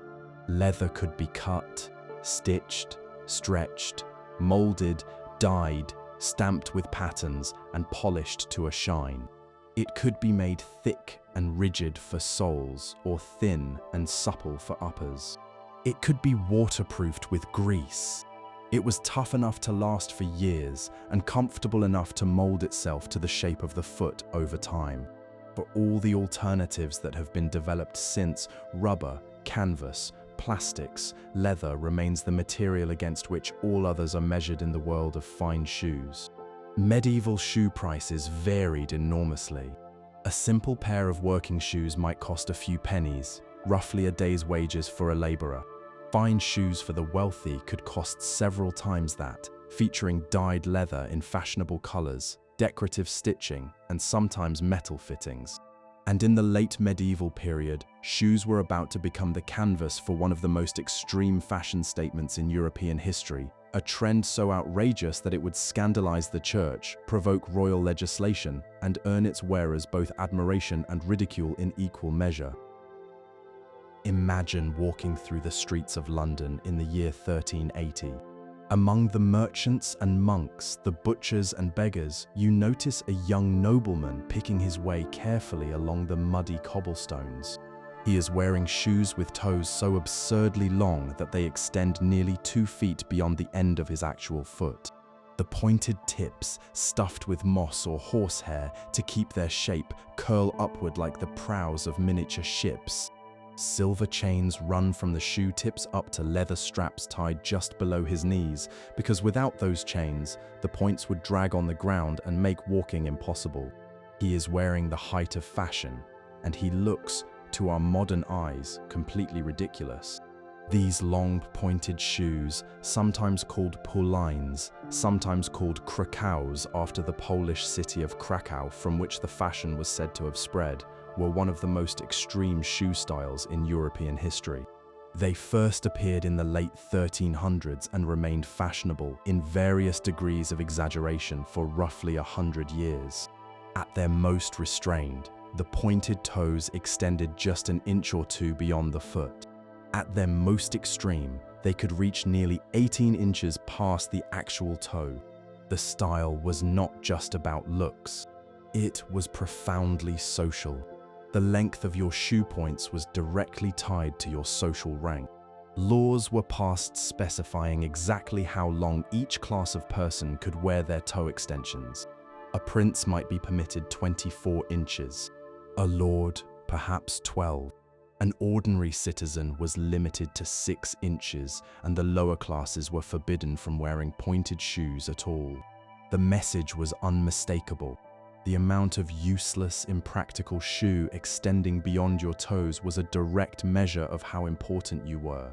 The church was not amused. Religious authorities denounced these shoes as vanity and an offense against the natural shape of the human foot. The long, tapering shape was widely understood as a suggestive symbol, and moralists thundered against the fashion from the pulpit, warning that the pointed shoes were leading the young into sin. Attempts to regulate the length of these shoes were frequent and mostly unsuccessful. In 1368, the King of France banned their construction in Paris. In 1463, the King of England outlawed toe extensions of more than 2 inches. One chronicler from the late 1300s reported that the shoes had grown to such lengths that their wearers had to tie the tips to their shins with silver chains before they could walk at all. Despite all these bans and denunciations, the fashion persisted for decades, driven by that most irresistible of human urges, the desire to show off. The pointed shoe eventually fell out of fashion in the late 1400s, replaced by shoes with broad, squared-off toes, sometimes called duckbill or bear-paw styles. The swing from extremely pointed to extremely wide illustrates a pattern that repeats throughout the history of fashion. New styles often define themselves in direct opposition to what came before, swinging to the opposite extreme, as if to declare that the old way is finished. But if the pointed shoe represented the horizontal extreme of shoe fashion, another style represented the vertical extreme. The chopine was a platform shoe, or more precisely a platform over show that originated in the Mediterranean and reached its most breathtaking heights in Venice in the 1400s and 1500s. Chopines consisted of a simple slipper mounted on a tall wooden or cork platform that could range from a modest few inches to a staggering 20 inches in height. The practical excuse for the chopine was that it kept the wearer's feet, and more importantly her expensive gown, out of the mud and refuse that covered the streets of cities before modern sanitation. Venice, a city built on water with narrow alleys prone to flooding, had particular need for elevated footwear. But practicality alone cannot explain a shoe that required 2 servants to help the wearer walk, or that reached heights where a fall could cause serious injury. In 1430, the government of Venice attempted to limit chopine height to 3 inches. The law was widely ignored. One pair that has survived in a museum in Venice stands a full 20 inches tall, nearly 2 feet of cork and leather between the wearer's feet and the ground. At such heights, walking was less about getting somewhere and more about being seen. Noble women wearing towering chopines moved slowly and majestically through the streets, supported on either side by servants, their height announcing their wealth and status to everyone who could see them. The chopine was not only a Venetian fashion. Versions of the platform shoe appeared across the Mediterranean world. In Spain, a similar style served the same purpose. In the Ottoman Empire, elevated bath shoes, often beautifully decorated with shell inlay, kept feet above the hot, wet floors of the public baths. The idea of lifting the foot above the ground for both practical and decorative reasons seems to have emerged independently in several cultures around the same time. Even the great playwright Shakespeare knew about chopines. In one of his most famous plays, when a group of actors arrives at a royal court, the prince greets a boy actor with a comment about being closer to heaven than the last time they met by the height of a chopine. The line was both a joke about the boy's growth and a knowing reference to the platform shoes of the day. The pointed shoe and the towering platform both eventually vanished from fashion, as all extreme styles do, but they left behind lessons that the history of footwear would confirm again and again. Shoes are never just shoes. They are statements about who you are, about where you stand in the world, about how much you are willing to sacrifice for appearance. The willingness to wear shoes that make walking difficult, painful, or even impossible is not a flaw in the system of fashion. It is the whole point. The impracticality is the message itself, declaring that you are so important, so wealthy, so elevated in status that you do not need to walk like an ordinary person. It was a message that would be taken to new heights in the centuries to come, when a cavalry tradition from Persia met the ambitions of European royalty and gave birth to the most enduring and controversial shoe style in history, the high heel. The King of France stood 5 feet and 4 inches tall in his stockinged feet. It was not an unusual height for a man of the 17th century, but it was not enough for a monarch who styled himself the Sun King and who was building the most extravagant palace the world had ever seen. He needed to be taller. And so he wore heels, not the modest, practical heels that horsemen had worn for centuries, but towering, sculpted, brilliantly colored heels that added 4 or 5 inches to his stature and announced his presence the moment he entered a room. The heels were painted red. This was not an accidental choice. Red dye was among the most expensive pigments available at the time, and red heels were almost impossible to keep clean. They showed every speck of dirt, every scuff, every mark of contact with the ground. A pair of pristine red heels signaled not just wealth, but a life so elevated that one's shoes never touched anything unclean. In the early 1670s, the king made it known that only a select group of noblemen, those who enjoyed his personal favor, were permitted to wear red heels at court. The privilege could be granted, and more importantly, it could be taken away. If you lost the king's favor, everyone would know because your heels would no longer be red. This was fashion used as a tool of power, and the Sun King was its supreme practitioner. At his great palace, where the entire French aristocracy was held in a kind of gilded captivity, dress codes were not suggestions. They were instruments of control. Every detail of a courtier's appearance, from the lace on his cuffs to the ribbons on his shoes, was subject to the king's approval. The red heel was simply the most visible element of this system, a membership badge for the inner circle, recognizable across a crowded room.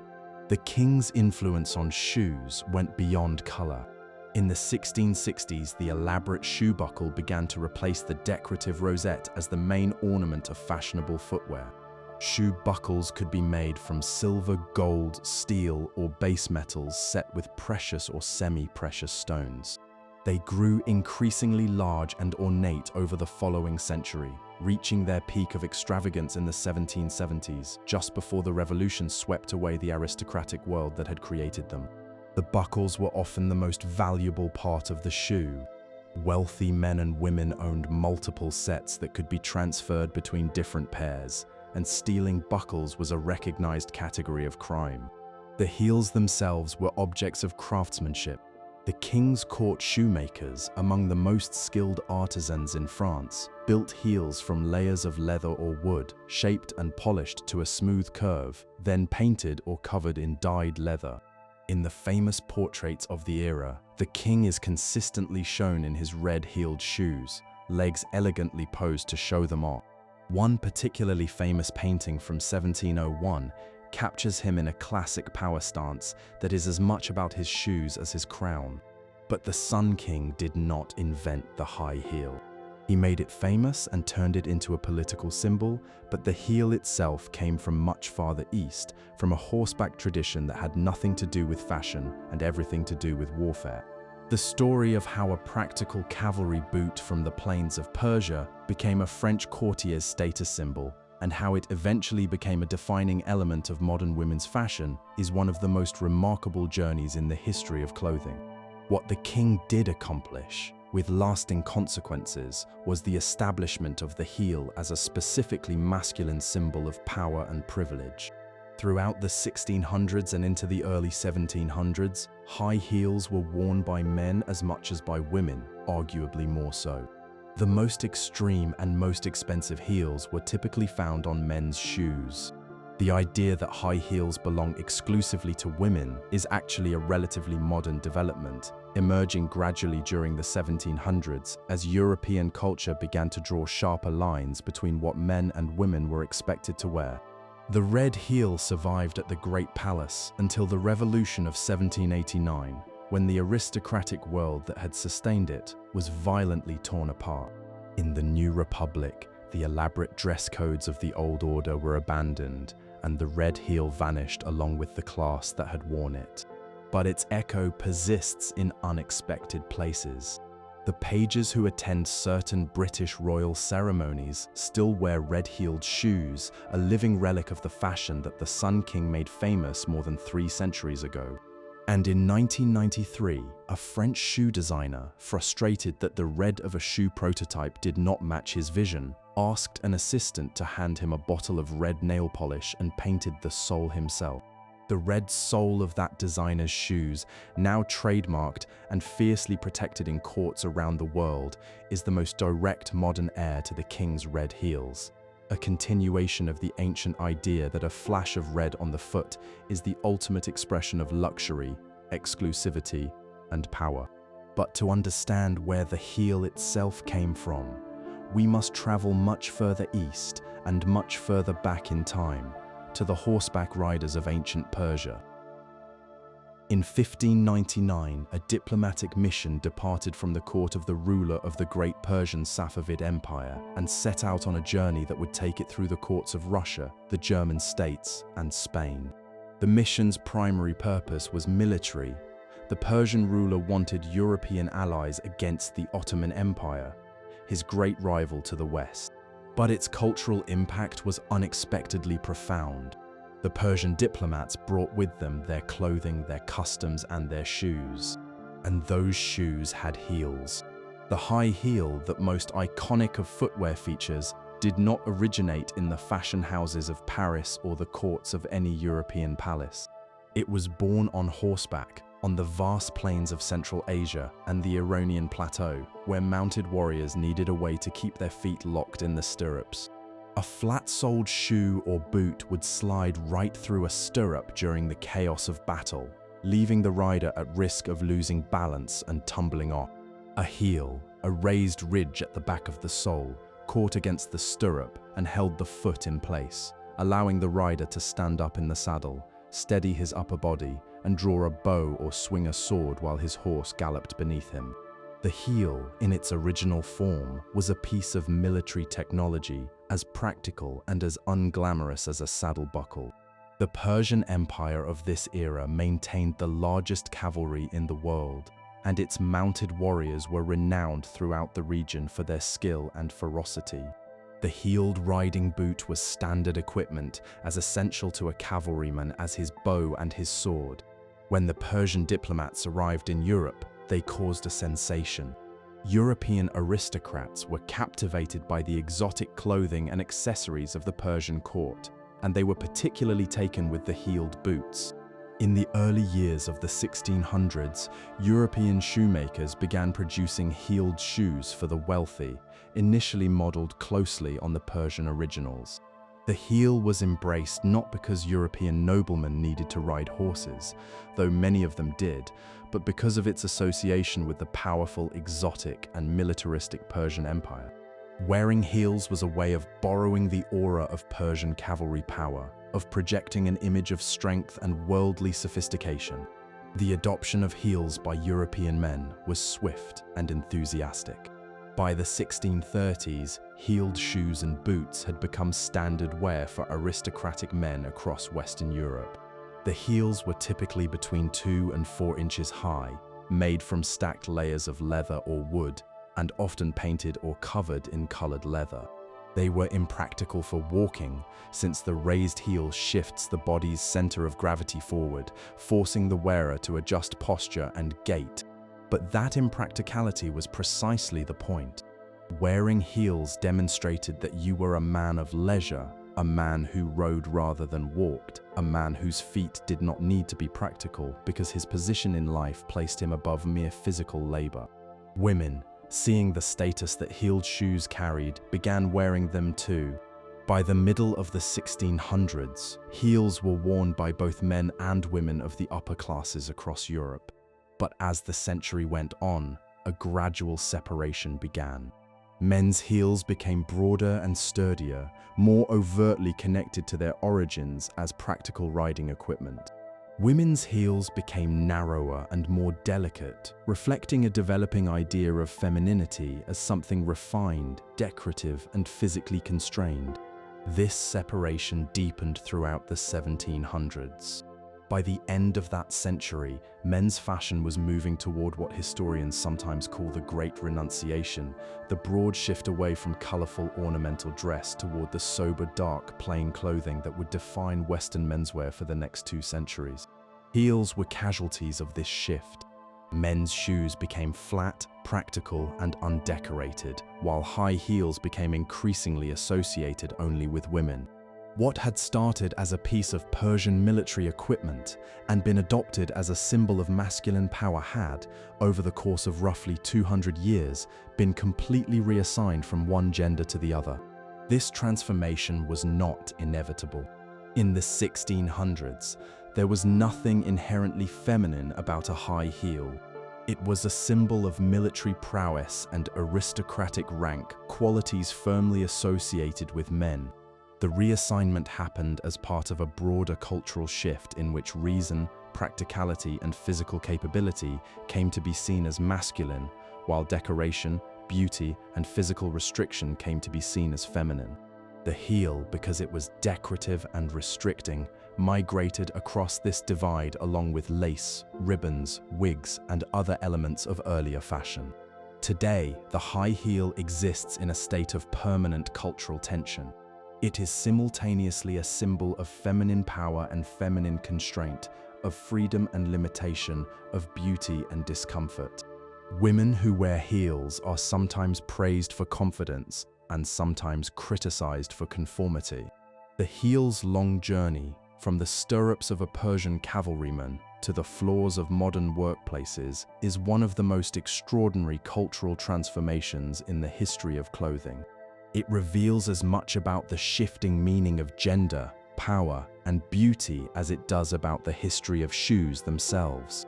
And now let us turn eastward once more to the islands of Japan, where footwear developed along a path entirely its own, guided by principles of simplicity, impermanence, and a deep attention to the world beneath the foot. On the narrow streets of old Kyoto, the sound of wooden clogs clacking against stone pathways announced the passage of a woman in her finest silk robe.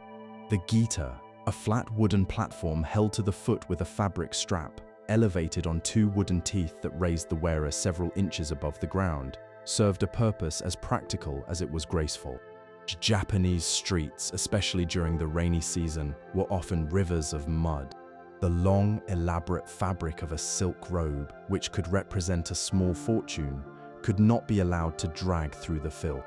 The geta kept both the wearer and her clothing suspended above the mess, each step producing a distinctive clacking rhythm that became one of the characteristic sounds of traditional Japanese city life. The geta likely came to Japan from southern China through centuries of cultural exchange. The earliest versions were simple, a flat wooden sole with two teeth and a strap.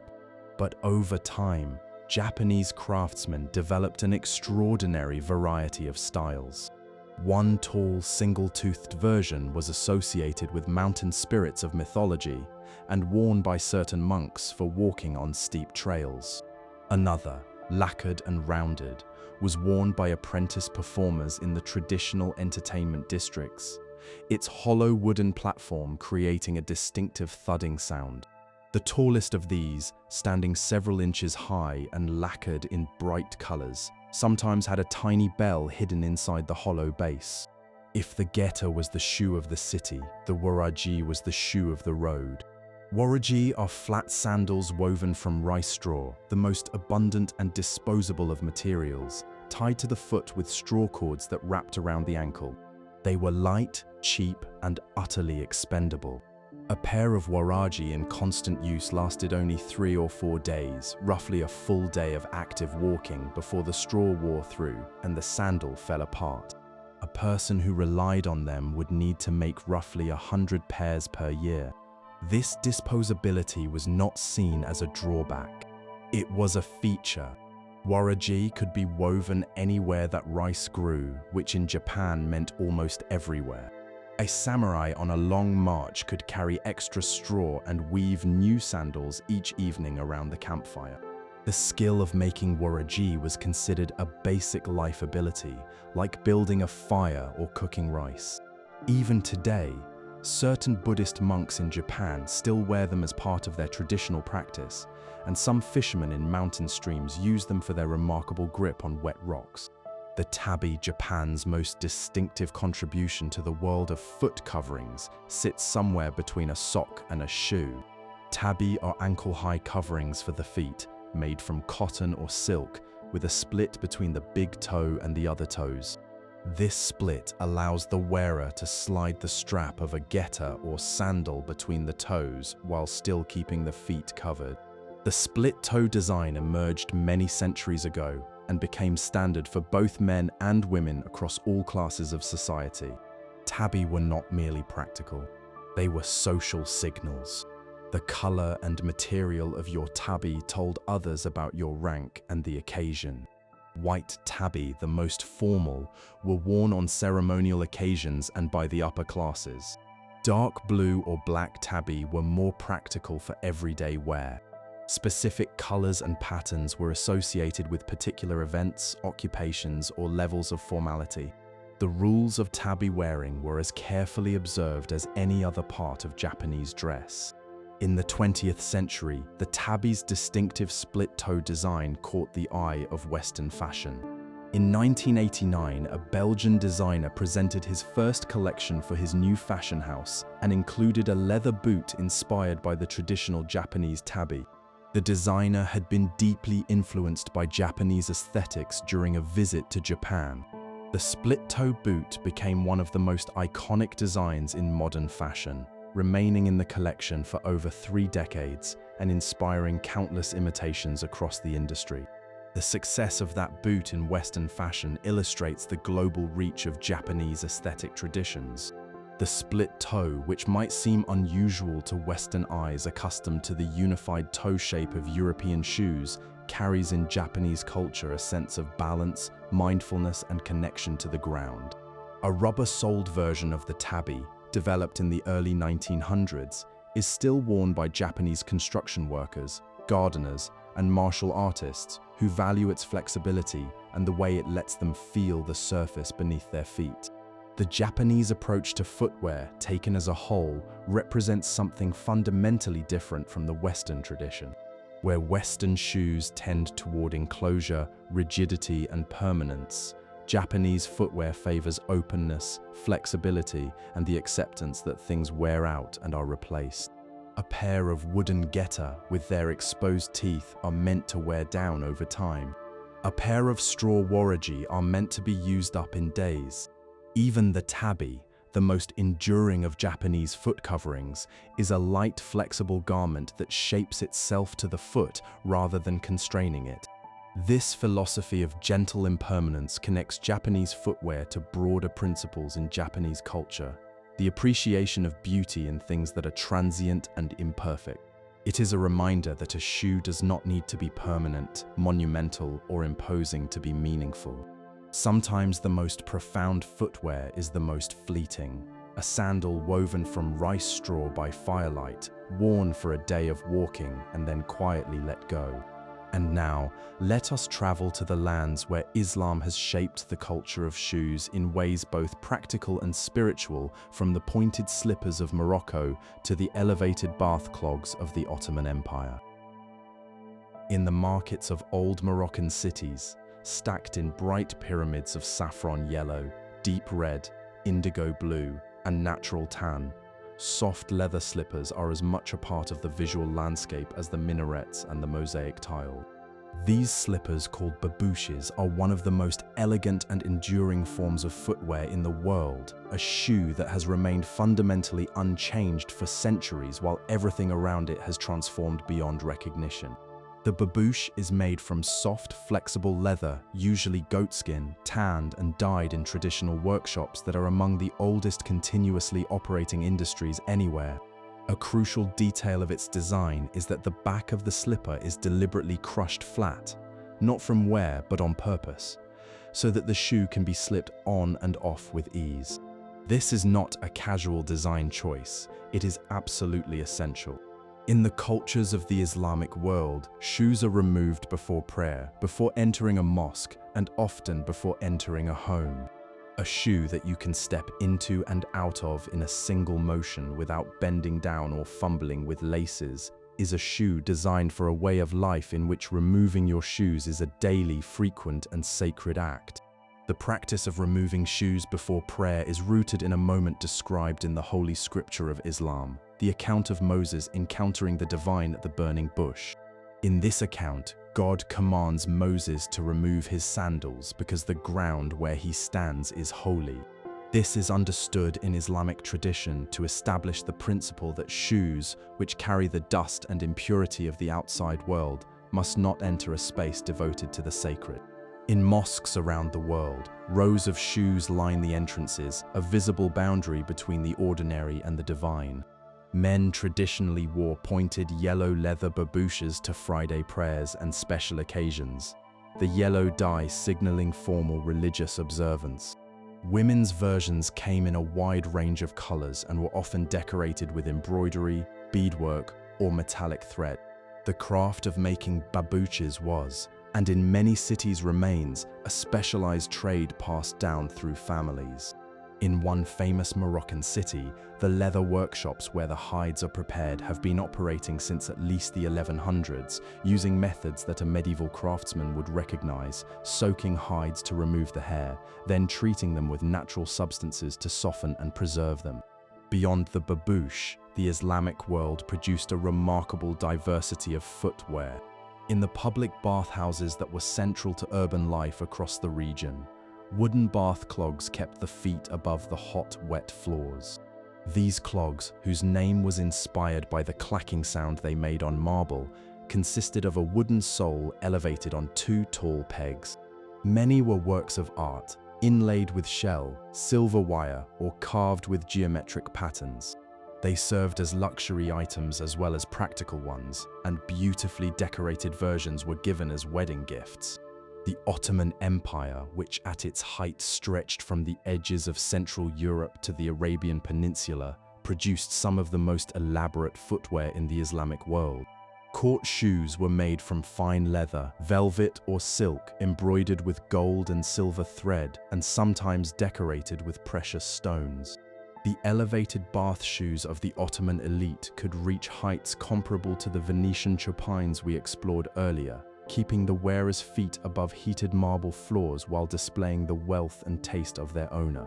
In the lands of the Mughal emperors in India, the meeting of Islamic and Indian aesthetic traditions produced some of the most spectacular shoes in history. Mughal rulers and their courtiers wore shoes of extraordinary craftsmanship, covered in metallic threadwork, using real gold and silver that could take months to complete. These shoes, with their curled, pointed toes and surfaces shining with metallic thread, were works of art you could wear on your feet. The footwear traditions of the Islamic world were connected by trade routes stretching from the western coast of Africa all the way to Southeast Asia. Leather goods, techniques, and styles traveled along these routes, creating a family of related shoe traditions that shared common features: the pointed toe, the backless design that allows easy removal, the emphasis on being able to slip shoes on and off quickly while varying in detail from one region to another. The babouche of Morocco, the slipper of Turkey, the embroidered shoe of India, and the footwear of the Malay world are all cousins, connected by centuries of exchange across a vast cultural network. The act of removing shoes before prayer, performed 5 times daily by observant Muslims around the world, has shaped not only the design of shoes, but the design of buildings. Mosques typically include areas near their entrances for storing shoes, and the transition from wearing shoes to being barefoot is a physical enactment of moving from the everyday world into the sacred. The threshold of the mosque, marked by the row of shoes left behind, is one of the most symbolically meaningful boundaries in Islamic space. This emphasis on shoe removal as a mark of respect extends far beyond the Islamic world. The custom of taking off shoes before entering a home is practiced across much of Asia, the Middle East, and the Pacific. In Japan, the entryway where shoes are removed is a fundamental architectural feature. In Hindu temples, Buddhist monasteries, and Sikh houses of worship, shoes are left at the door. The shoe, in all these traditions, is the material boundary between the outside world and the protected interior, and removing it is an act of transition, respect, and purification that crosses the boundaries of any single religion or culture. And now, let us turn to a continent whose footwear traditions have been too often overlooked in the telling of this story: the rich, diverse, and deeply meaningful shoe cultures of Africa. In the royal court of the Asante Kingdom, in what is now Ghana, a chief's authority is marked not by a crown but by his sandals. The ahinama, the royal sandals of the Asante, are among the most symbolically powerful pieces of footwear anywhere in the world. When a chief is formally installed in office, the placing of ahinama on his feet signifies his rightful authority, his connection to the ancestors, and his right to rule. When a chief is removed from power, the removal of the sandals signifies the end of everything. The sandals are the crown. To lose them is to lose everything. The tradition of these royal sandals took shape in the 18th century during the reign of one of the Asante kings. According to tradition, the queen mothers of the Asante never walked barefoot in the palace courtyard. One queen mother was injured while walking without sandals, and the incident became the basis of a great oath. Thereafter, specially made sandals were crafted for the royal court, and the tradition expanded and formalized over the centuries that followed. Originally made from wood and leather, the sandals evolved to incorporate layers of animal skin with sole patterns that carry specific symbolic meanings. Every element of the design encodes a message about power, identity, and the relationship between the ruler and the people. The story of these royal sandals is remarkable in itself, but it also helps correct a broader oversight.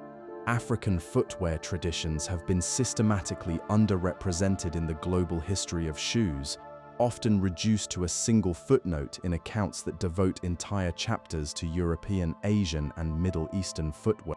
This neglect obscures a continent of extraordinary diversity, where footwear ranges from the elaborate to the minimalist, from the ceremonial to the brilliantly practical. In Ethiopia, leather sandals have been made for thousands of years using tanning and construction techniques that reflect the country's unique blend of indigenous African, Christian, and Islamic traditions. Ethiopian leatherworkers produce sandals that combine durability with elegance, often decorated with geometric patterns echoing the motifs found in Ethiopian textiles and architecture. Among the Maasai people of Kenya and Tanzania, footwear tells a story of adaptation and resourcefulness. Traditional Maasai sandals were made from cowhide, reflecting the cattle-centered culture of the Maasai people. But in the 20th century, as used automobile tires became available, Maasai craftsmen began cutting soles from discarded rubber.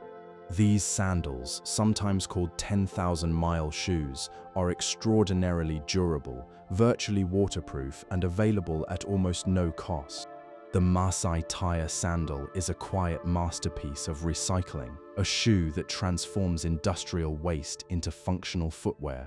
The upper parts are often adorned with the vibrant beadwork for which the Maasai are famous, intricate patterns in red, white, blue, and green that carry cultural meaning and identify the wearer's age, status, and community. In North Africa, the leatherworking traditions of great cities like Fez and Marrakech produced footwear that circulated across the vast trade routes of the Sahara and into the kingdoms of West Africa.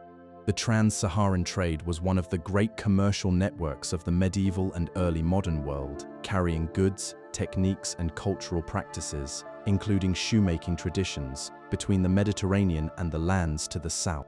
The Zulu people of southern Africa developed their own distinctive beaded sandals, which, like those of the Maasai, used beadwork to carry social information. Among the Hausa people of what is now Nigeria, elaborately embroidered leather shoes were markers of status and fine craftsmanship, their decoration reflecting a culture that valued intricate geometric patterns and bold colors. Colonialism disrupted African footwear traditions in deep and lasting ways. European powers imposed Western dress codes, particularly in urban areas and among those who worked in colonial institutions. Going barefoot, which in many African cultures was a perfectly normal and unremarkable choice, was treated by colonial authorities as a sign of backwardness. Wearing European-style shoes became, in many colonial settings, a requirement for participation in the modern economy and a visible sign of the cultural transformation that colonialism demanded. In the years since independence, African shoe designers and artisans have been reclaiming and reimagining traditional footwear. Designers across the continent create contemporary shoes that incorporate traditional materials and techniques. South African brands have built international followings by producing sneakers that celebrate African identity and urban culture. In Kenya, a running shoe company creates footwear designed specifically for East African runners, a pointed commentary on the irony that the world's greatest distance runners have so often worn shoes designed and manufactured on other continents. The history of African footwear is a history of creativity, adaptation, and resilience, qualities embodied in objects as simple as a sole cut from a rubber tire and as magnificent as a pair of golden royal sandals. It is a history that deserves far more attention than it has traditionally received, and one that continues to evolve as African designers bring their rich heritage into conversation with the global shoe industry. And now, let us follow the shoe into the theater of war, where the quality of a soldier's boots has often meant the difference between victory and defeat, between survival and catastrophe. In the bitter winter of 1812, as Napoleon's army retreated from Moscow across the frozen plains of Russia, a military surgeon began documenting something alarming happening to his soldiers' feet. After days of marching through snow and ice in boots that were already falling apart, men complained first of numbness, then of pain, then of an inability to walk. Their feet swelled to grotesque proportions, turning purple, then black. In the worst cases, the flesh began to die, and the only option was to cut the foot away entirely.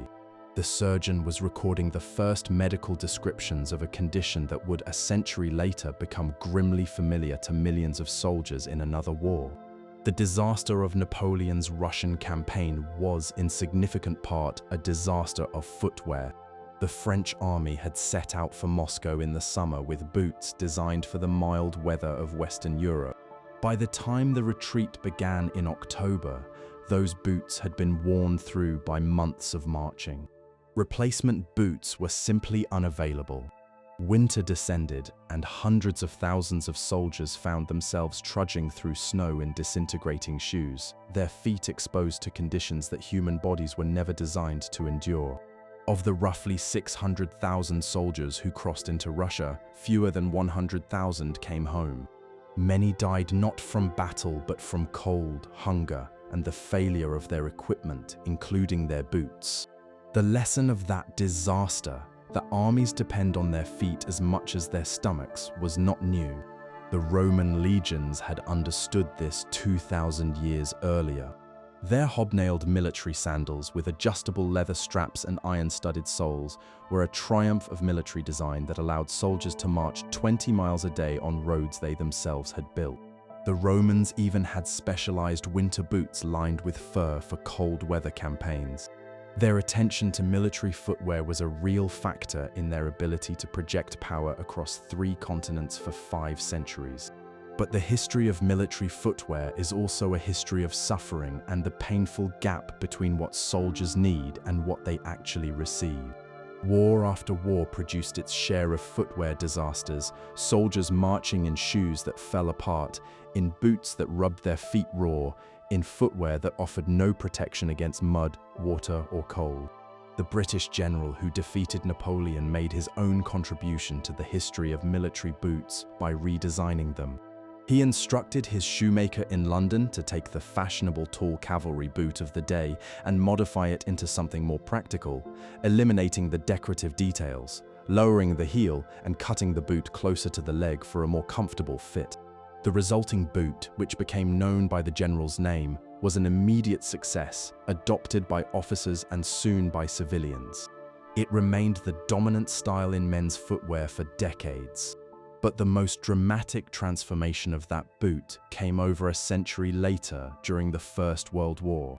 As the Western Front devolved into a nightmare of waterlogged trenches, the British Army commissioned millions of pairs of rubber versions of that same boot as winter equipment for ordinary soldiers. The purpose was to fight the same condition that the French surgeon had documented during Napoleon's retreat, now appearing on an industrial scale. During the first winter of that war, more than 20,000 British soldiers were treated for damaged feet caused by prolonged exposure to cold, wet conditions. The total number of such casualties during the entire war has been estimated at 75,000 British soldiers alone. Men stood for days in trenches that were flooded to ankle or knee depth, their leather boots providing no barrier against the constant moisture. The military response illustrates how battlefield footwear improved through painful trial and error. The standard-issue trench boot was more protective than anything used in previous wars, with a reinforced heel and a tough leather sole. But it was not waterproof. Improvements came gradually: modified designs, the application of whale oil to the leather, the introduction of rubber overshoes, and crucially, a system where soldiers were paired and each partner was responsible for inspecting and caring for the other's feet. By the final winter of the war, the problem had been dramatically reduced, though never entirely eliminated. The Second World War brought further changes. The American combat boot, with its leather upper and rubber sole, was a significant advance over the hobnailed leather boots of earlier conflicts. The jungle boot, developed for use in tropical conditions, featured a canvas upper for breathability, a rubber sole for grip on wet ground, and drainage holes to let water escape, a design that accepted the impossibility of keeping feet dry in the tropics and instead focused on getting them dry quickly. The process of standardizing military shoe sizes, which might sound like a dull piece of administration, had far-reaching effects. The need to produce millions of pairs of boots in specific sizes during the World Wars forced manufacturers to develop sizing systems and mass production techniques that were later adopted by civilian shoe companies. The systems created for military boots helped shape the way shoes are sized and manufactured around the world today. Military footwear has also had a profound influence on civilian fashion. The rubber boot became standard wet-weather footwear across much of the world. The combat boot was adopted by punk rockers and fashion designers. The desert boot, inspired by the suede ankle boots worn by officers in North Africa during the Second World War, became one of the most popular casual shoes of the 20th century. Today, military boots incorporate the latest materials and technology: waterproof membranes, advanced rubber soles, carbon fiber supports, and treatments to fight bacteria. They are designed with input from experts in movement, medicine, and field conditions. And yet, the fundamental challenge remains the same one that defeated Napoleon's army 2 centuries ago: how to keep human feet warm, dry, and functional in conditions that push the body to its limits.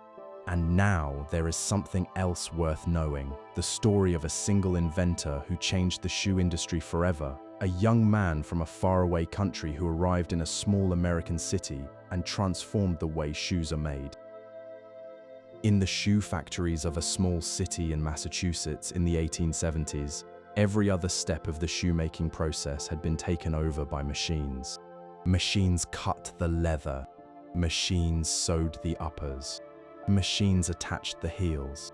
But one critical step, called lasting, the process of shaping the upper leather tightly over the wooden foot form and attaching it to the sole, still had to be done entirely by hand. A skilled worker moving with practiced speed could produce about 50 pairs of shoes per day. These men were the aristocrats of the factory floor, well paid, deeply aware of how essential they were, and occasionally willing to go on strike, knowing that the entire production line depended on their irreplaceable skill. Into this world came a young man of 25 who had arrived from the other side of the world. He had been born in 1852 in the capital of what was then a Dutch colony in South America, the son of a Dutch engineer and a local woman who had been enslaved. He had worked in machine shops since he was 10 years old, developing an intuitive feel for how mechanical things fit together. After traveling by merchant ship to the United States, he drifted through several cities before settling in that small Massachusetts city, already a center of shoe manufacturing, where he found work in a factory and encountered the lasting problem firsthand. He was captivated by the challenge.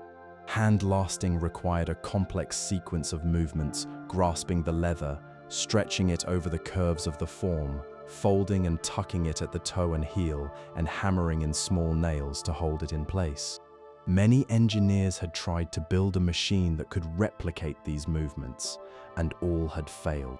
The young man spent years studying the motions of the hand lasters, sketching designs, and building prototypes. He worked obsessively, often through the night, using scrap materials and whatever tools he could find. In March of 1883, he received his patent. His machine could hold a shoe on the form, grip, and pull the leather down around the heel, set and drive in the nails, and then release the finished shoe. Where a skilled hand laster could produce 50 pairs per day, the machine could produce up to 700. The impact was enormous. The price of shoes dropped by nearly half, making decent footwear affordable to millions of people who had previously been unable to buy it.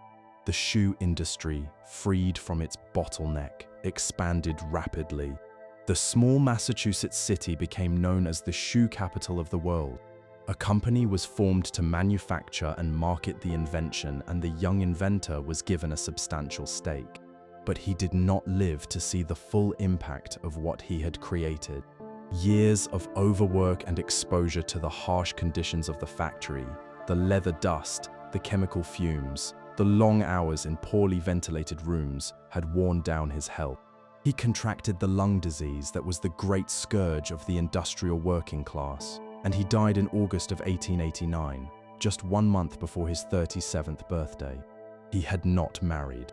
He had no children.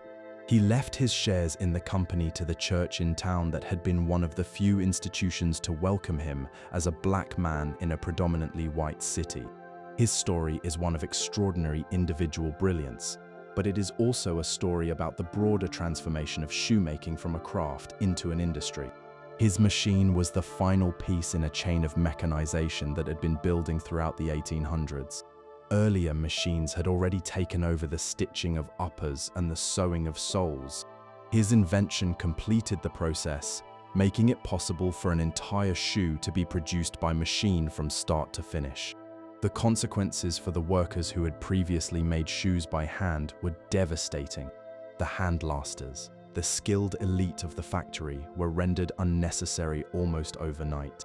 The abilities they had spent years mastering, the touch, the judgment, the precision, were no longer worth paying for. Many lost their jobs. Others were retrained to operate the very machines that had replaced them, accepting lower wages and less independence in exchange for continued work. This mechanization was part of the larger transformation sweeping through the American economy in the second half of the 1800s. Like the mechanization of cloth making and metalworking, it brought enormous benefits, cheaper products, wider availability, increased output, and enormous costs. Lost jobs, lost skills, lost traditions, and wealth flowing to factory owners rather than to the workers who actually made the goods. In the factory cities of the American Northeast, the social consequences played out in real time. Workers organized and went on strike repeatedly, fighting for better wages and safer conditions in an industry that was changing faster than anyone could keep up with. Today, the young inventor is recognized as one of the most important figures of the 19th century. He was inducted into a National Hall of Fame for inventors. A commemorative stamp was issued in his honor. His machine, or rather the principle it established, remains the basis of shoe manufacturing around the world. Every pair of mass-produced shoes on the planet is, in some sense, a descendant of the device that this young man from South America built in his rented room in Massachusetts more than 140 years ago. And now, let us follow another thread in this story, the accidental discovery that gave us the rubber sole and changed the way human beings walk. In the winter of 1839, in a small workshop in Massachusetts, a bankrupt inventor accidentally dropped a lump of rubber mixed with a powdered mineral onto a hot stove. What he found when he examined the result changed the world. The rubber had not melted as natural rubber does when heated.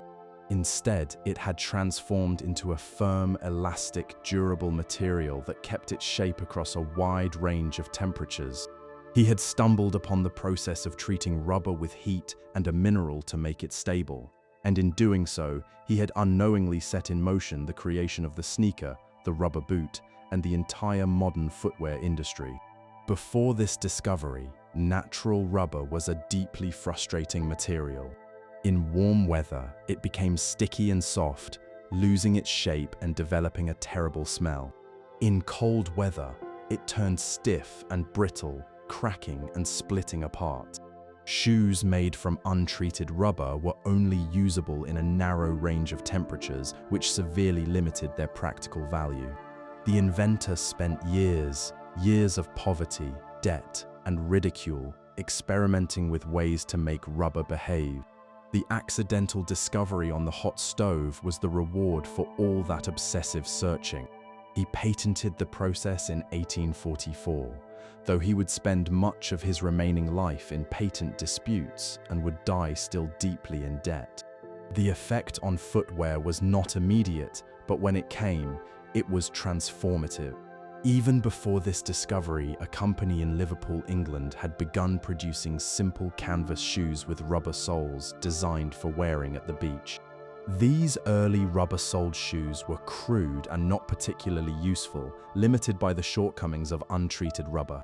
But once the new process made rubber soles durable and reliable, the potential of the rubber-soled shoe became clear. In Britain, these rubber-soled canvas shoes acquired a nickname that has lasted for more than a century. They were called plimsolls. The name came from the colored band of rubber that joined the sole to the canvas upper, which reminded people of the safety mark on the side of a ship, a line that showed the maximum safe level the water could reach before the ship was overloaded. If water reached the rubber band on a plimsoll shoe, the wearer's feet were about to get wet. The name was a joke, but it stuck. The plimsoll was a quiet revelation. For the first time, ordinary people could buy a shoe that was lightweight, flexible, quiet, and affordable. Leather shoes were heavy, rigid, and expensive. Plimsolls were none of these things. They were perfect for sports, for casual wear, for the kind of active outdoor life that was becoming popular. Schools adopted them for physical exercise. Tennis players wore them on the courts. And children, freed from the stiff leather shoes that had constrained their play for generations, could finally run without restraint. Across the Atlantic, American manufacturers were developing their own rubber-soled shoes. In 1916, a large rubber company introduced a new line of canvas-topped, rubber-soled shoes that would become the first mass-market sneaker. The first model was a simple lace-up shoe with a canvas upper and a treated rubber sole. It was marketed not to athletes but to ordinary consumers seeking comfortable, affordable, everyday footwear. The word sneaker itself was coined in 1917 by an advertising man working for that same company. The name referred to the shoe's most distinctive quality, their silence. Unlike leather-soled shoes which clacked and scraped on hard surfaces, rubber-soled shoes were virtually noiseless. You could sneak around in them. The name was catchy, memorable, and perfectly suited to a product marketed as youthful and fun. The sneaker's quiet sole had an unintended consequence. The ability to move silently made rubber-soled shoes popular not only with athletes and children, but rather inconveniently, with burglars. In the early 20th century, police noted the prevalence of rubber-soled shoes among those arrested for breaking into buildings. The sneaker, in its earliest associations, carried a slightly shady reputation. But the sneaker's true identity quickly became athletic. As organized sports grew in the early 1900s, basketball, tennis, track and field, and later running and cross-training, the demand for specialized athletic shoes grew rapidly. The rubber sole, which provided grip, cushioning, and flexibility that leather simply could not match, became the foundation of an entirely new industry. The journey from those crude beach shoes to the modern athletic shoe was driven by a series of improvements: better rubber for grip and durability, canvas and later lighter materials for uppers, and the introduction of cushioning systems, first simple sponge rubber, then more sophisticated foams that protected the foot during running and jumping. Each step moved the athletic shoe further from its humble beginnings and closer to the engineered performance machine it would eventually become. The man who dropped that lump of rubber on the stove never made a shoe. He never even profited significantly from the process that still carries his family name. But his accidental discovery was the founding moment of the modern shoe industry. Without treated rubber, there would be no sneakers, no running shoes, no basketball shoes, no rubber boots, no flip-flops. The sole of virtually every shoe worn on the planet today traces its ancestry back to a bankrupt inventor and a hot stove in New England, nearly 2 centuries ago. And now, let us turn to a more difficult chapter in this story: the human cost of making all those shoes. In 1996, a magazine published a photograph that would haunt a major sportswear company for a decade. It showed a 12-year-old boy in Pakistan sitting cross-legged on the ground, carefully stitching a football bearing a famous brand name. His face was serious, concentrated, and heartbreakingly young. The image was devastating, not because it revealed something unknown, but because it made visible what the global shoe industry had worked hard to keep invisible: the human cost of cheap footwear. The story of labor in the shoe industry is as old as the industry itself. In Victorian England, shoe factories were among the worst workplaces in a country already notorious for harsh conditions. Children as young as 6 worked 12 to 14 hours a day in boot and shoe workshops, handling heavy leather, breathing chemical fumes, and operating dangerous machinery. Laws eventually limited the worst abuses of child labor, but conditions in shoe factories remained difficult well into the 20th century. In the United States, the shoe industry was concentrated in small cities across the Northeast. As machines took over more and more of the work in the second half of the 1800s, factory workers found themselves subjected to the same pressures as workers in every other mechanized industry: long hours, low wages, dangerous conditions, and the constant threat of being replaced by cheaper labor or a more efficient machine. In 1860, one of the largest labor actions in American history up to that time took place in the shoe factories of New England. Roughly 20,000 workers walked off the job, demanding higher wages and better conditions. The strike was only partially successful, but it was the beginning of decades of labor conflict in the shoe industry. Unions formed, organizers traveled from factory to factory, and workers fought for the right to negotiate together for safer workplaces and fairer pay. Women played a crucial role in the shoe factory workforce, particularly in the stitching and finishing departments where their work was considered more precise than men's and where they were paid significantly less. In the shoe factories of the early 1900s, women held skilled positions but were compensated at a fraction of men's wages. These women were among the first in the American labor movement to organize for equal pay and workplace rights. The shift that transformed the shoe industry most profoundly came in the late 20th century, when production moved from the factories of the West to the developing world. As wages rose in Western countries, driven by unions, minimum wage laws, and safety regulations, manufacturers moved their operations to places where labor was cheaper, regulations weaker, and unions suppressed or non-existent. By the 1990s, the vast majority of the world's shoes were being made in factories in China, Indonesia, Vietnam, Bangladesh, and other countries. It was in these factories that the famous scandal erupted. Reports began documenting wages of just a few cents per hour, far below what was needed for basic survival, along with forced overtime, verbal and physical abuse, and exposure to harmful chemicals.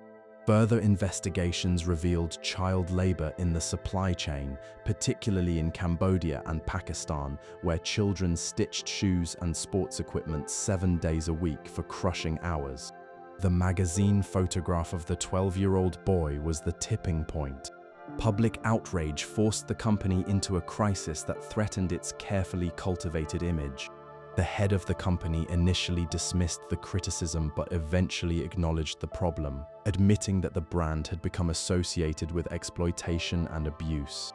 Reforms followed, including raising the minimum age for workers, improving factory monitoring, and publishing the names of supplier factories. But the deeper problems remain largely unsolved. The global shoe industry produces more than 20 billion pairs of shoes every year. The vast majority are made in factories in the developing world, where wages are low and working conditions are often poor.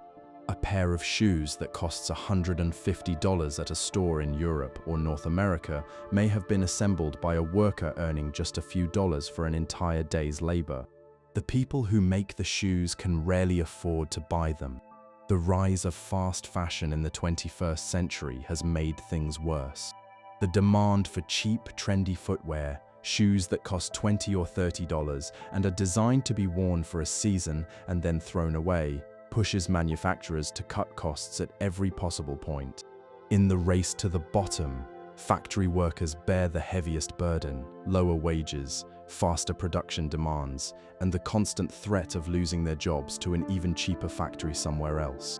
The labor story of the shoe industry is not just a modern problem. It is the latest chapter in a story stretching back to the child workers of Victorian England, the striking shoemakers of 1860, and the underpaid women of the early 20th century. At every stage in the industrialization of shoemaking, the same tension has been present, the tension between the desire for affordable shoes and the cost of producing them, a cost measured not in money, but in the health, dignity, and lives of the people who stitch, glue, and assemble the shoes that the rest of the world wears. And with that difficult truth in mind, let us lighten our step and travel now to the wide-open spaces of the American West, where a very different kind of shoe was being born. Sometime in the late 1860s, at the end of a cattle drive that had taken weeks of grueling work across the dusty plains of Texas, a cowboy walked into a bootmaker's shop and asked for something different. He wanted taller shafts to protect his legs from brush and rope burns. He wanted a higher heel that would grip the stirrup and keep his foot from sliding through. He wanted a pointed toe that would slip easily into the stirrup when he was mounting up in a hurry.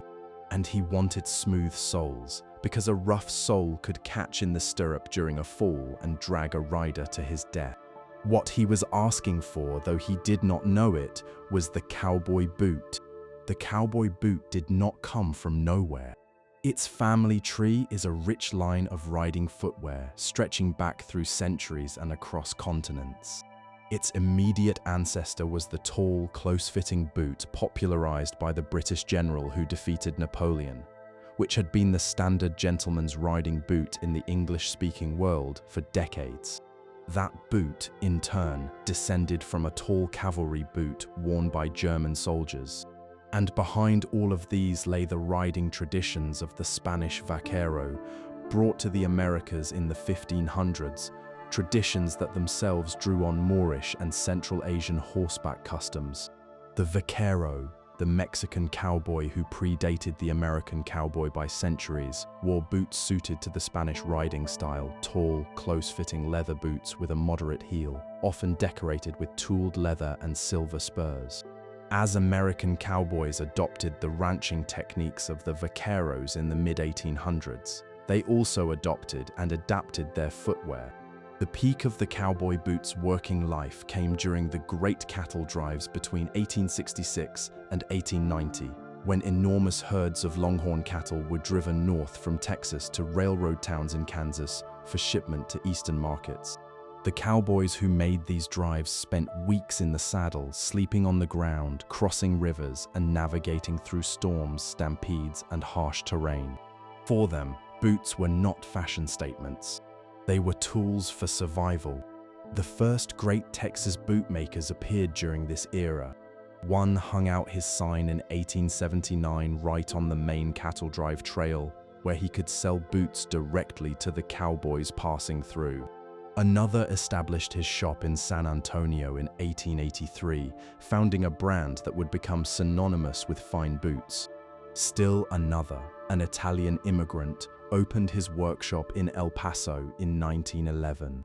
And in 1925, the daughter of one of the early bootmakers started her own company, proving that the craft was not limited to men.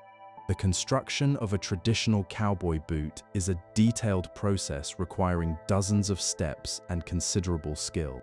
The upper is made from multiple pieces of leather stitched together with elaborate patterns, called tops, that are both decorative and structural, helping the leather hold its shape. The sole is smooth leather, designed to slide freely in and out of the stirrup. The heel, typically 1.5 inches to 2 inches high, is angled to catch on the stirrup and prevent the foot from slipping through. The toe tapers to a point for easy stirrup entry. After the era of the great cattle drives ended, as railroads made long drives unnecessary, the cowboy boot might have faded into obscurity along with the way of life that created it. Instead, it became a cultural symbol. The rise of Western movies in the early 1900s, starring rugged actors in broad hats and tall boots, transformed the cowboy boot from working equipment into an icon of American identity. Country music performers adopted it as part of their stage wardrobe. Politicians wore cowboy boots to signal their connection to values of independence, toughness, and authenticity. By the middle of the 20th century, the cowboy boot had evolved far beyond its practical origins. Exotic skins, alligator, ostrich, lizard, snake, and more replaced the simple cowhide of the original working boots. Colors expanded from basic black and brown to every shade imaginable. Decorations grew increasingly elaborate, with inlaid leather designs, metallic studs, and custom artwork. A pair of custom-made exotic skin boots from a top Texas maker could cost thousands, even tens of thousands of dollars. The cowboy boot has been worn by presidents. One president was rarely seen without a pair. It has been worn by rock stars, by urban trendsetters being playful, and by working ranchers being practical. It has been the subject of country songs, the obsession of collectors, and the target of animal rights advocates who object to the use of exotic skins. Through all of these transformations, the cowboy boot has kept its fundamental character, a tall heeled riding boot with a pointed toe and a smooth sole, designed for a person on horseback and adopted by a nation that has never quite gotten over its love affair with the wide open frontier. And now, let us follow the shoe into the 20th century, where a family feud in a small German town would split the sneaker world in two and change the way the world thinks about athletic shoes. In a small Bavarian town in Germany, population barely 30,000, something peculiar happened in the years after the Second World War. When two people met on the street, they would glance down, not at each other's faces, but at each other's feet. The shoes you wore told everyone in town whose side you were on. If your shoes bore 3 stripes, you belonged to one camp. If they carried a leaping cat, you belonged to the other. There was no middle ground, and families were divided. Shops and bakeries served one side or the other. The locals called their town the place of bent necks because everyone walked with their eyes cast downward, reading the loyalties of their neighbors through the language of footwear. The feud that divided this town began with 2 brothers. One was born in 1900, the other 2 years earlier. They had grown up making shoes in their mother's laundry room, starting with scraps of surplus military equipment after the First World War. In 1919, they formalized their partnership as a shoe factory. The younger brother was a quiet, obsessive craftsman who spent hours studying how athletes moved and how shoes could help them move better. The older brother was a charismatic salesman who could talk anyone into anything. Together, they built a small but respected athletic shoe company. Their breakthrough came at the 1936 Berlin Olympics. The younger brother personally traveled to the athletes' village and persuaded a young American sprinter, the man who would win 4 gold medals and embarrass the host government's claims of racial superiority, to wear their shoes. The sight of the fastest man in the world winning gold after gold in their spikes put the tiny factory on the international map. Orders flooded in from across Europe. By the late 1930s, the brothers were producing 200,000 pairs a year. Then came the war, and with it, the fracture that would never heal. Both brothers joined the ruling party. Their factory was converted to produce weapons. The relationship between the brothers, already strained by personality clashes and suspicion, collapsed entirely. The exact cause of the split remains debated. Some accounts say one brother believed the other had reported him to the secret police. Others say the rift deepened during an air raid when both families sheltered together and a misheard remark was taken as an insult.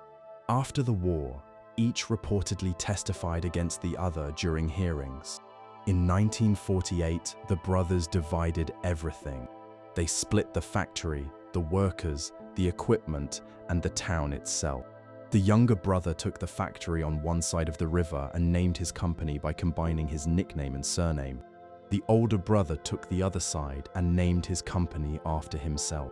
For the next 4 decades, 2 of the world's largest sportswear companies were headquartered in the same small town, locked in a rivalry that was personal, professional, and unending. The 2 brothers never reconciled. They are buried in the same cemetery, but their graves are as far apart as the cemetery allows. While this family drama unfolded in Germany, a different kind of sneaker story was already underway in America. In 1908, a rubber company in Massachusetts began producing work shoes and waterproof boots. Looking for a way to keep his workers busy during the slow season, the founder decided to make athletic shoes. In 1917, the company introduced a canvas-topped, rubber-soled basketball shoe at a time when the sport of basketball itself was barely 25 years old. The shoe was competent enough, but it became legendary because of a man named Chuck Taylor, a semi-professional basketball player from Indiana who walked into the company's offices complaining of sore feet and suggesting improvements. The company hired him, not as a designer, but as a salesman. It was a brilliant decision. Taylor became what might be the first athlete to serve as a brand ambassador. He traveled the country tirelessly, running basketball clinics at schools and colleges, promoting the sport and selling shoes to everyone who came. He suggested design improvements, better flexibility, more ankle support, and in 1932, his name was added to the shoe's ankle patch, creating a model that would become the best-selling basketball shoe of all time. By the 1950s, that shoe dominated American basketball so completely that an estimated 70 to 80% of all basketball shoes sold in the country bore its name. It was the official shoe of the Olympic basketball team for more than 30 years. But the old guard could not reign forever. In Germany, the younger brother was not content to simply make shoes. He wanted to engineer them. In 1954, the West German football team wore his boots with a new invention, screw-in studs that could be changed depending on field conditions, at the World Cup in Switzerland. In a rain-soaked final, the adjustable studs gave the Germans superior footing, and they defeated the heavily favored Hungarians in a match that became legendary. The victory was credited in part to the shoes, and the brand became dominant in world football almost overnight. By the mid-20th century, the sneaker had evolved from a simple rubber-soled canvas shoe into a battleground for competing visions of what athletic footwear could be.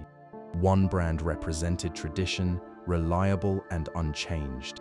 Another represented innovation, scientifically designed and always evolving.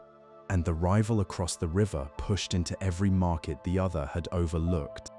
These three, and the stories and rivalries behind them, defined the first era of the modern sneaker industry, establishing the pattern that every brand since would follow: the fusion of athletic performance with cultural identity, the use of famous names to drive sales, and the understanding that a shoe is never just a shoe, it is a statement of who you are and which side you stand on. On a Sunday morning in 1971, in a modest kitchen in Portland, Oregon, a middle-aged track coach poured liquid rubber into his wife's waffle iron. He was not making breakfast. He was trying to solve a problem that had bothered him for years: how to create a shoe sole that would grip a running surface without the weight and stiffness of traditional metal spikes. The waffle iron, with its grid of raised squares, seemed to offer the perfect pattern: a sole covered with small rubber nubs that would provide traction on any surface. When he pried open the iron, he found a sheet of rubber studded with small, square waffle-shaped bumps. He had just created the sole that would launch one of the most valuable companies in the world. The waffle iron was ruined. His wife was reportedly not pleased, but the sole worked brilliantly. It was light. It gripped both synthetic and natural surfaces equally well, and it cushioned the foot in a way that flat rubber soles could not. A few years later, the company released a shoe built around this waffle sole, and it transformed a struggling startup into a global force. The story begins 7 years earlier, in 1964, when the coach partnered with one of his former runners at the University of Oregon. The younger man had written a paper at business school arguing that Japanese running shoes could compete with the German brands that dominated the American market. He traveled to Japan and secured a deal to import running shoes, selling them under a small company they called Blue Ribbon Sports. They each invested $500. The younger partner sold shoes out of the trunk of his car at track meets up and down the West Coast. By any conventional measure, it was a marginal operation. The younger man kept his day job as an accountant. The coach kept coaching. But both shared an obsessive belief that running shoes could be better, and that America was ready for a company that took running seriously, not as a niche pursuit for eccentrics, but as a sport and a way of life. By 1971, the relationship with the Japanese supplier had soured, and the two partners decided to create their own brand. They needed a name. An employee suggested one from Greek mythology, the name of the goddess of victory. The boss was not enthusiastic, but the deadline for the factory order was approaching. They went with it. They also needed a logo. A graphic design student was asked to create something that suggested movement and speed. She produced several options. The boss chose the one he liked least, a curved checkmark shape. He paid her $35. That simple mark is now one of the most recognized symbols on the planet. The student was later given company stock and a diamond ring, though the initial transaction remains one of the great bargains in business history.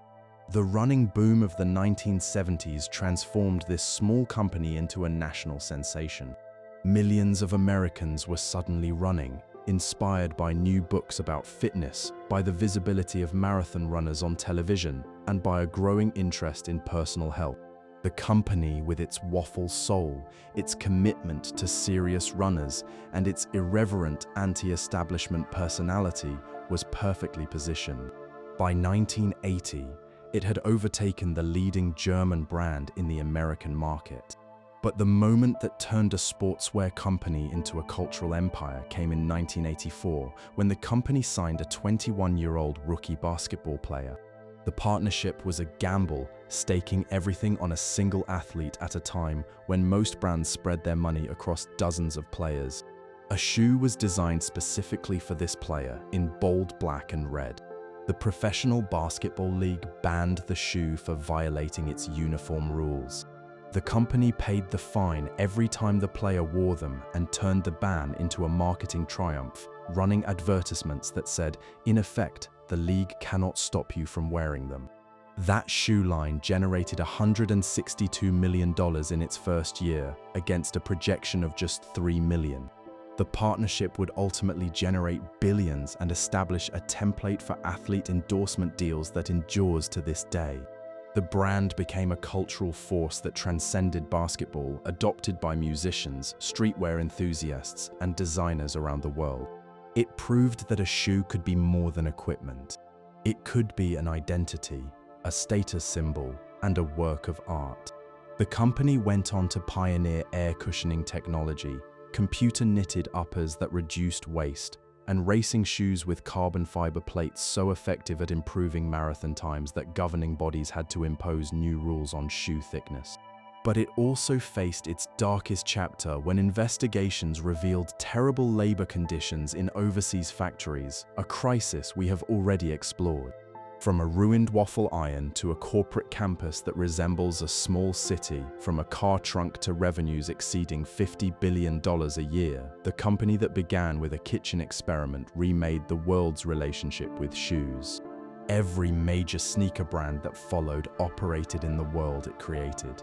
A world where shoes are technology, shoes are culture, and shoes are worth paying attention to.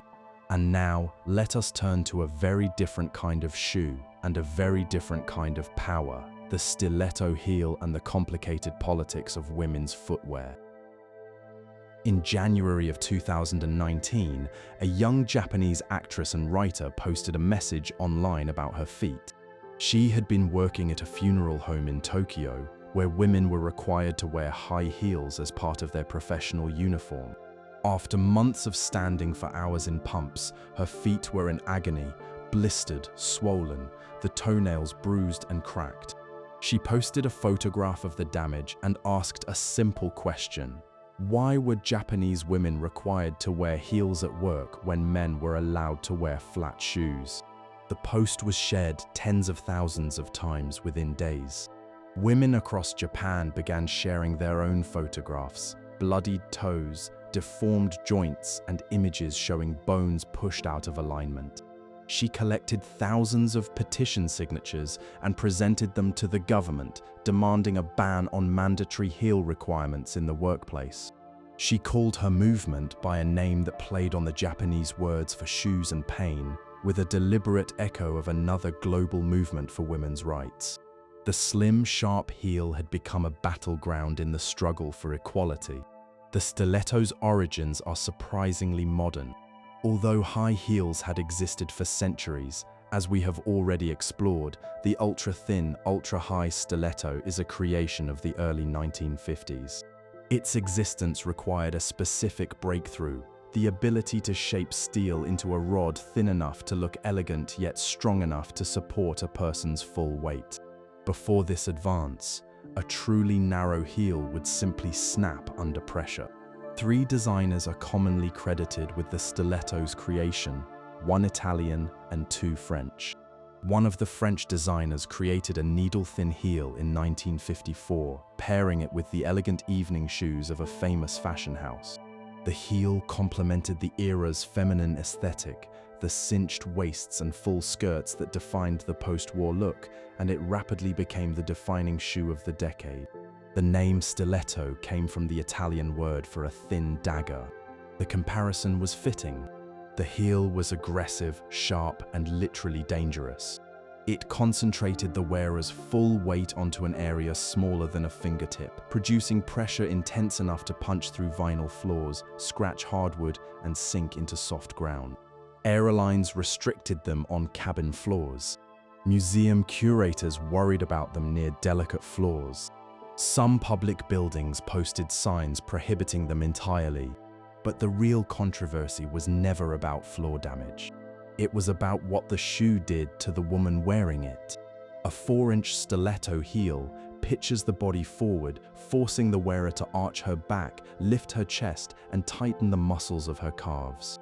The result is a posture that is simultaneously unstable and suggestive, a walk that emphasizes the movement of the hips and the curve of the leg. Medical research has documented the harm: shortened tendons, stress fractures, nerve damage, bunions, chronic back pain, and a significantly increased risk of ankle injuries and falls. The feminist critique of the stiletto has been fierce and sustained.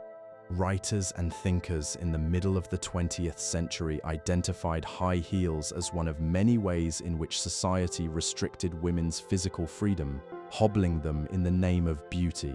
The argument was that heels served a single purpose: to make women's bodies more appealing to the male gaze, at the cost of the women's comfort, mobility, and health. And yet the stiletto refused to disappear. It experienced a dramatic revival in the 1980s and 90s, driven by women who reframed the heel not as submission but as authority. The stiletto became the shoe of the corporate boardroom, the political stage, and the red carpet. Prominent women in politics and business used heels as a form of power dressing, a way of projecting confidence and control in spaces where their presence was still contested. Some cultural thinkers proposed that the relationship between women and heels was more complicated than any simple narrative allowed. Heels could be instruments of both restriction and self-expression, depending on who was wearing them and why. A woman forced to wear heels by a workplace rule was in a fundamentally different situation from a woman choosing to wear them for her own pleasure. The real question was not whether heels were good or bad, but who had the power to decide. This tension played out with particular intensity in Japan. Workplace culture there had long required women to conform to specific dress codes that included mandatory heels of a certain height as part of standard office attire. Women in customer-facing roles were expected to wear heels regardless of the physical demands of their work. The women who joined the movement were not necessarily arguing against heels. They were arguing against being forced to wear them. The right to choose what to put on your own feet became, in their framing, a fundamental matter of bodily freedom. The government's response was disappointing. A government minister told reporters that requiring women to wear heels was socially accepted and necessary. The remark sparked fresh outrage, but no law was changed. In the early 21st century, the sneaker revolution has posed the most serious challenge to the stiletto's dominance since the heel was invented. Sales of women's high heels have declined steadily, while sales of women's sneakers have surged. The global pandemic, which kept millions working from home in comfortable shoes, accelerated the shift dramatically. Some have predicted the end of the stiletto era, but similar predictions have been made before in the 60s, the 70s, and the 90s, and each time the stiletto has returned. The stiletto remains one of the most polarizing objects in the history of fashion. It is simultaneously a tool of empowerment and a mechanism of control, a symbol of feminine confidence and a relic of expectation. Its history is inseparable from the broader history of women's struggle for autonomy and the ongoing, unresolved question of whether freedom means the right to wear heels or the right to take them off. On the evening of July 19, 1986, a hip-hop group took the stage at Madison Square Garden in New York City and performed a song that would change the relationship between shoes and popular culture forever. The song was about their favorite sneakers, and as the trio rapped, something extraordinary happened in the audience. Thousands of fans reached down, pulled off their own sneakers, and held them high in the air, waving them like trophies. In the crowd that night was an executive from the shoe company the song was about. He looked out at the sea of raised shoes and realized he was witnessing something that had never happened before, a mass declaration of brand loyalty that was spontaneous, passionate, and completely genuine. Within days, the group had signed what is believed to be the first endorsement deal between a hip-hop act and a sportswear company, reportedly worth more than $1 million. That deal was not the birth of sneaker culture, which had been building for years, but it was the moment when the sneaker crossed decisively from athletics into identity. Before that night, you wore sneakers to play basketball. After it, you wore sneakers to be someone. The shoes you chose, their brand, their model, their color, their condition, became a language, a vocabulary of self-expression as nuanced as any spoken tongue. In the streets of New York in the late 1980s and early 90s, to read someone's shoes was to read their story. The roots of sneaker culture lie in the coming together of three powerful forces in 1970s and 80s New York: basketball, hip-hop, and breakdancing. Each of these placed enormous importance on self-presentation, on looking sharp, on standing out. For young men growing up in public housing in Harlem, the Bronx, and Brooklyn, sneakers were often the most visible and affordable form of personal expression available. A new pair of fresh, pristine sneakers, worn with the laces untied, the tongues pulled out, the colors matched to the rest of the outfit, was a statement of pride and aspiration in communities where other forms of material display were often out of reach. The arrival of a certain young basketball player in 1984 accelerated everything. His signature shoe, with its bold colors and his electrifying style of play, became the most desired object for an entire generation. The company behind him made a brilliant move. They kept the shoes scarce, limiting production, releasing new versions in small batches, and discontinuing popular models. This created a feverish demand. When a new version dropped, lines formed outside stores hours or even days before the doors opened. The ritual of waiting for a shoe release, the anticipation, the camping out, the moment of finally getting the box, became a cultural event as significant as a concert. But the frenzy had a dark side. By the late 1980s, reports of violence over sneakers became alarmingly common. Young men were robbed and sometimes killed for their shoes. In one case in 1989, a 15-year-old was killed by a classmate who wanted his sneakers. Over the following years, hundreds of similar incidents were reported across the country. The violence was concentrated in low-income communities where the desire for expensive shoes collided with limited economic opportunities. A major sports magazine ran a cover story asking whether shoes were worth dying for, questioning whether the companies bore some responsibility for marketing luxury goods to communities that could not afford them. Despite the violence, sneaker culture continued to grow. By the 2000s, it had evolved from a street-level phenomenon into a global industry. The sneakerhead, a person who collects, trades, and obsesses over sneakers, became a recognized cultural figure with dedicated media, online communities, and conventions. These gatherings attracted thousands of collectors, each carrying bags full of rare shoes for buying, selling, and trading. The internet transformed the market. Online forums created virtual communities where enthusiasts could share information about upcoming releases and discuss the details of shoe design. Dedicated resale platforms emerged, modeled on stock exchanges, with real-time pricing and verification services that turned sneaker reselling into a legitimate business. By the early 2020s, the global sneaker resale market was estimated at over $10 billion per year. The amounts of money involved can be staggering. Certain limited edition models appreciate in value like rare art. One pair of movie-inspired shoes sold at auction for $92,000. A pair of early game-worn basketball shoes sold for over $500,000. In 2023, a pair of shoes worn in the earliest days of a legendary player's career sold for more than $1.5 million. The collaboration model, where shoe companies partner with fashion designers, musicians, or artists to create limited edition shoes, has become the engine of this culture. These collaboration shoes are designed to be scarce, desired, and to grow in value, consumer products that behave like collectible investments. Sneaker culture has also reshaped the broader fashion world. The casual sneaker, once the province of athletes and teenagers, is now worn in boardrooms, at weddings, and on red carpets. Luxury fashion houses have launched their own sneaker lines, blurring the line between athletic footwear and high fashion. What began with fans waving their shoes in the air at a concert has become a global culture, generating hundreds of billions in revenue and shaping how people around the world express who they are and who they want to be. On the night of August 28, 2005, a man broke into a small museum in the Minnesota town where a famous actress had been born. He smashed through a display case and stole a pair of ruby-red sequined slippers that had been worn in one of the most beloved films of the 20th century. He left behind a single red sequin on the museum floor.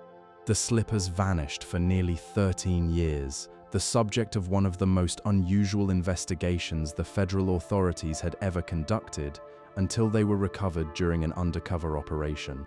When the thief was finally charged, an extraordinary detail emerged. He had never actually seen the film. He had stolen the slippers because he believed the sequins were genuine rubies. When he discovered they were not, he reportedly tried to get rid of the shoes. The man who committed one of the most famous shoe thefts in history had no idea what he was stealing or why those shoes mattered to so many people. The slippers matter because shoes, in mythology and storytelling, have always been more than something you put on your feet. They are instruments of transformation, objects of power, symbols of identity, and tests of worthiness.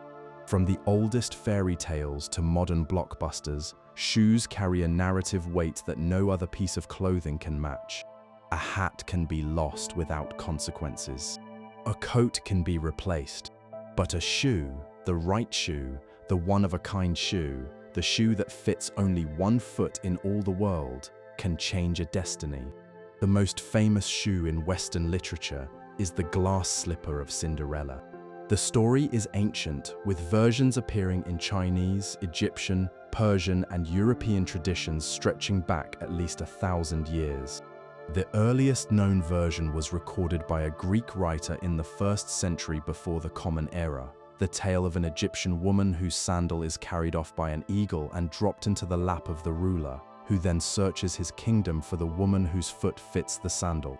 The echoes of Cinderella are unmistakable. The glass slipper itself has been the subject of a surprisingly heated scholarly debate. In the version published in the late 1600s, the slipper is explicitly made of glass. For centuries, some scholars argued this was a mistake, that the author had confused the word for glass with a similar-sounding word for a type of squirrel fur. But the evidence weighs heavily against this theory. The author used the word for glass 3 times in his text, clearly on purpose. And more importantly, a fur slipper would stretch and mold to many feet, defeating the entire point of the story. A glass slipper, rigid, inflexible, and transparent, is the perfect device. It can fit one and only one person. The glass slipper works in the story because it functions as a kind of proof. In a world without photographs or any way to confirm identity at a distance, how do you prove that someone is who they claim to be? The shoe provides the answer. It is a physical record of the body, a mold of the unique shape of a single foot that cannot be faked or argued with. The shoe fits or it does not. In this sense, the glass slipper is less a piece of footwear and more a kind of ancient fingerprint. In the version of the same story told by the Brothers Grimm, the proof is even more stark. The stepsisters mutilate their own feet to try to fit the slipper, one cutting off her toe and the other her heel, only to be betrayed by the blood that fills the shoe. The body cannot be fooled. The shoe knows its owner. The famous red slippers from the film occupy a different place in storytelling. In the original novel, published in 1900, the slippers were silver, a detail some scholars have read as a reference to the monetary debates of that era. When the studio adapted the book into a color film in 1939, the costume department changed the slippers from silver to ruby to take full advantage of the new color film technology. The change was purely visual, but it transformed the shoes from a political symbol into a cultural treasure. The simple act of clicking those ruby heels together 3 times while saying there is no place like home became one of the most recognized moments in the history of cinema. Shoes appear as magical objects throughout world mythology. In Greek myth, the messenger god wears winged sandals that allow him to fly between the worlds of the living and the dead. In Scandinavian legends, a god owns a shoe made from leather scraps collected throughout all of human history, a shoe he will wear at the end of the world. In European fairy tales, the 7-league boots allow their wearer to cover vast distances with a single step, the deepest fantasy about what shoes could do, that the right pair might let you outrun any danger, cross any distance, escape any trap. In one of the most haunting fairy tales ever written, a vain girl acquires a pair of beautiful red shoes and finds she cannot stop dancing. The shoes control her body, forcing her to dance through fields and churchyards through day and night until she begs someone to cut off her feet. It is a moral fable about vanity, but it also expresses a deep anxiety about the power of shoes to transform and to trap. The red shoes do not set the girl free. They enslave her completely. From glass slippers to ruby heels, from winged sandals to dancing shoes, footwear occupies a place in human storytelling that no other garment can match. Shoes are how we move through the world, and in our stories, they are how we move between worlds, between poverty and wealth, between the ordinary and the magical, between the known and the unknown. Sometime in the early 1920s, a young man sat in his father's shoe store in Syracuse, New York, and watched a salesman measure a customer's foot. The tool being used was a wooden stick, little more than a ruler with some markings on it, and it measured only one thing: length. The salesman would lay the stick alongside the customer's foot, note the length, and then begin bringing out box after box of shoes in that size, hoping one would fit. If the customer had a wide foot, or a narrow one, or a high arch, or a flat one, the stick offered no guidance. The salesman relied on experience, intuition, and a great deal of guesswork. It was an imprecise system, and it had been essentially unchanged for centuries. The young man, who was studying at the local university, decided there had to be a better way. Using a children's metal construction toy, he built a prototype of a device that could measure not just the length of the foot, but also its width and the distance from the heel to the ball of the foot, all at the same time. He refined the design over several years, translating the toy set prototype into a sturdy metal instrument, and received his patent in 1926. The device was introduced to shoe stores the following year, and it was an immediate success. The beauty of the invention lay in its simplicity and completeness. Before it came along, The most advanced tool was essentially a fancy wooden ruler that measured only length. The new device added two measurements that turned out to be essential. Width, because 2 feet of the same length can differ enormously in width, and a shoe that fits in length but pinches in width will cause nothing but misery.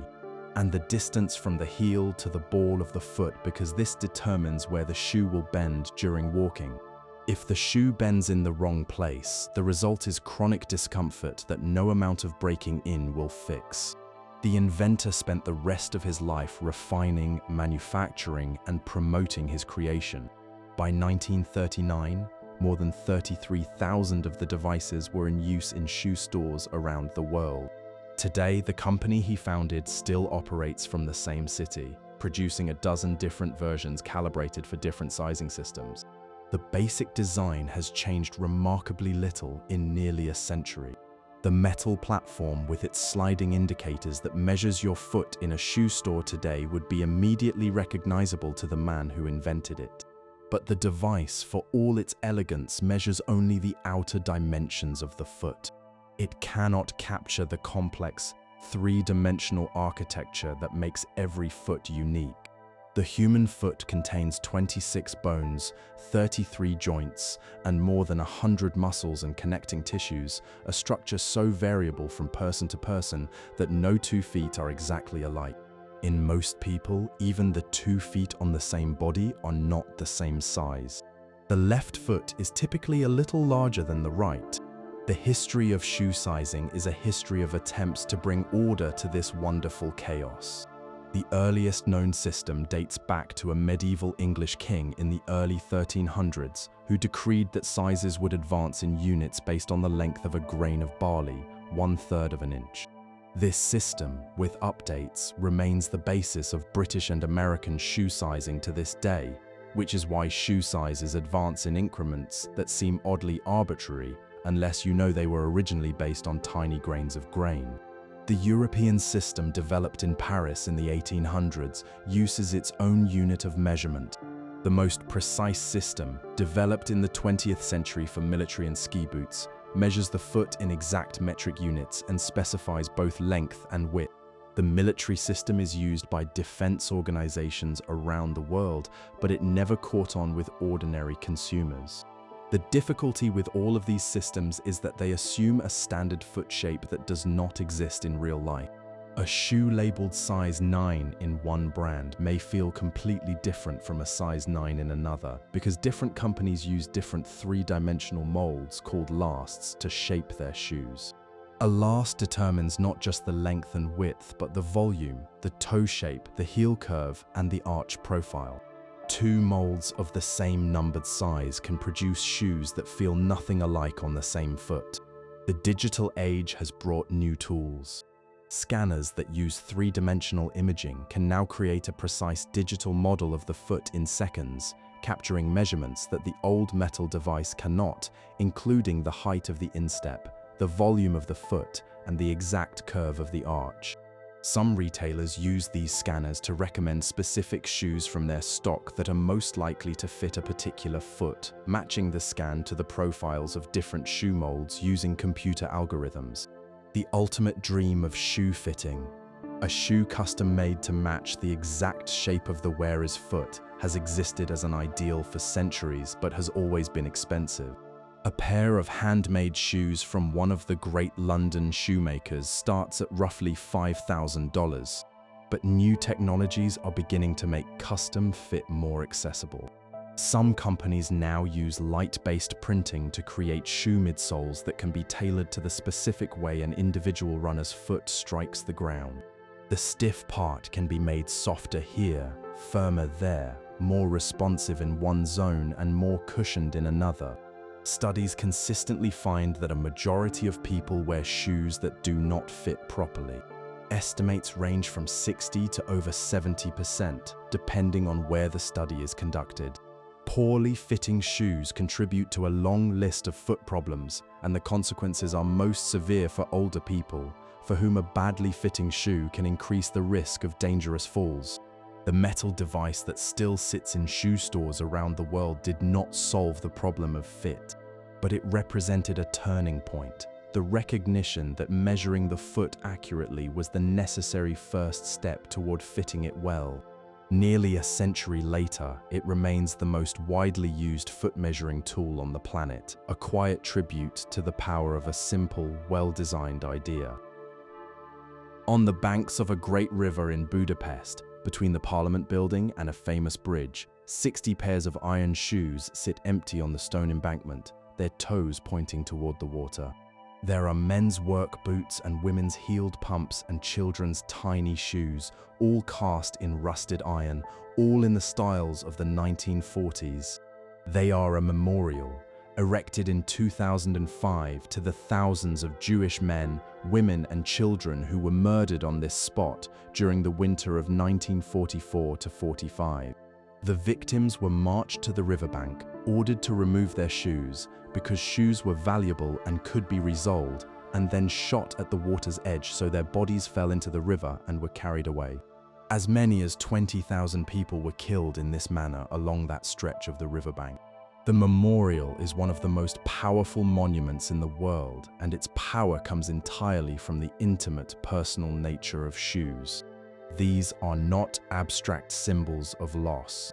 They are the specific shapes of individual feet, the wear patterns, the heel heights, the sizes that tell you whether the wearer was a tall man or a small child. To stand before those empty shoes is to stand in the presence of absence made tangible, to see the outline of a human life in the shape of the space it left behind. The shoe's role in ritual and symbolism is one of the oldest and most universal aspects of human culture. Across civilizations and centuries, shoes have served as symbols of power, purity, mourning, fertility, and passage from one stage of life to another. The tradition of removing shoes before entering a sacred place is practiced around the world. In mosques, shoes are left at the entrance before prayer. In Hindu and Sikh temples, devotees walk barefoot into the presence of the divine, a gesture of humility and surrender. Buddhist temples throughout Asia ask visitors to leave their shoes at the threshold. In Japan, the sunken entryway of a traditional home is where shoes are removed, a practice so deeply ingrained that Japanese visitors to other countries sometimes feel genuine discomfort at the idea of wearing shoes indoors. The shoe in all of these traditions represents the outside world, and removing it marks the crossing from the ordinary into something protected and pure. The shoe's connection to ideas of purity and contamination makes it one of the most powerful instruments of insult in many cultures. In much of the Middle East, showing the sole of your shoe to someone is a serious offense. The shoe touches the ground and absorbs the dirt of the street, making it the lowest and most contemptible thing. When a statue of a fallen dictator was toppled in Baghdad, civilians struck the fallen figure with their shoes, a gesture of supreme contempt understood throughout the region. The most famous shoe-throwing incident in modern history occurred in 2008 when a journalist hurled both of his shoes at a visiting head of state during a press conference. The target ducked with surprising quickness. The thrower was tackled and arrested. He was widely celebrated in parts of the world, and a wealthy businessman reportedly offered millions for one of the thrown shoes. The incident illustrated a truth about footwear that every culture understands. Shoes are intimate objects shaped by the body, and therefore capable of carrying intense personal meaning, whether positive or negative. The tradition of tying shoes to the back of a wedding car has roots stretching back centuries. In older English customs, a shoe was thrown at the bride as she left for her new home, with a hit considered good luck. In earlier traditions, the father handing the bride's shoe to the groom symbolized the transfer of care, the daughter passing from one household to another, the shoe serving as the token of that exchange. In some Jewish wedding customs, the couple exchanges shoes as a symbol of unity. In Turkey, the bride's unmarried friends write their names on the sole of her shoe, and the name that has faded the most by the end of the celebration is said to belong to the next woman who will marry. Shoes have also served as instruments of remembrance. The practice of placing shoes at a memorial, seen at the Danube and at many other memorials for tragedies, draws its power from the shoe's ability to stand in for the absent body. Rows of children's shoes placed at the gates of government buildings during protests make the abstract concrete, not a number, but a size, a color, a small life reduced to the shape of its foot. One of the most mysterious shoe rituals in European history is the tradition of concealed shoes, shoes deliberately hidden inside walls, chimneys, and roofs during construction. From at least the early 1300s, people across Europe hid old, well-worn shoes in the hidden spaces of their buildings. The shoes were almost always used, never new, because it was the human essence absorbed into the leather through years of wear that gave the shoe its power. The most likely explanation is that the shoes served as spirit traps. Evil entities attracted by the human scent embedded in the leather would enter the shoe and be unable to escape. The shoes were most often placed near openings, chimneys, doorways, windows, the vulnerable points through which harmful spirits might enter. These hidden shoes have been found in buildings across Britain, Ireland, Germany, France, and the Netherlands, and even in houses built by European settlers in North America and Australia. A museum in England maintains a database that has catalogued over 2,000 examples. The practice was entirely secret, with no written records describing it, only the shoes themselves, hidden and forgotten until renovation or demolition reveals them centuries later. Perhaps the most revealing thing about shoe rituals is how persistent they are. In an age of mass production, people still tie shoes to wedding cars, still preserve baby shoes as keepsakes, still leave shoes at memorials, and still feel the quiet pull of custom when crossing a threshold. The shoe, that most practical of objects, remains one of the most symbolically charged things we own. In a landfill outside the city of Accra, in Ghana, mountains of discarded shoes rise from the red earth like strange formations. They are sneakers and sandals and dress shoes and heels, in every color and condition, shipped from the closets of Europe and North America to West Africa, under the label of charitable donation, a label that conceals an uncomfortable truth. The vast majority of these donated shoes are unwearable and unwanted. They arrive in compressed bales, are picked over by second-hand dealers who extract the few pairs worth selling, and the rest, the cracked soles, the mismatched pairs, the shoes that have simply been worn out, end up in landfills and open dumps where they will sit for generations. A pair of leather shoes takes between 25 and 40 years to break down. A pair of sneakers with its petroleum-based rubber sole and synthetic upper will persist in a landfill for over 1,000 years. The global shoe industry produces more than 20 billion pairs of shoes every year. That number is worth sitting with for a moment. 20 billion pairs, roughly 2.5 pairs for every person on Earth, manufactured every single year.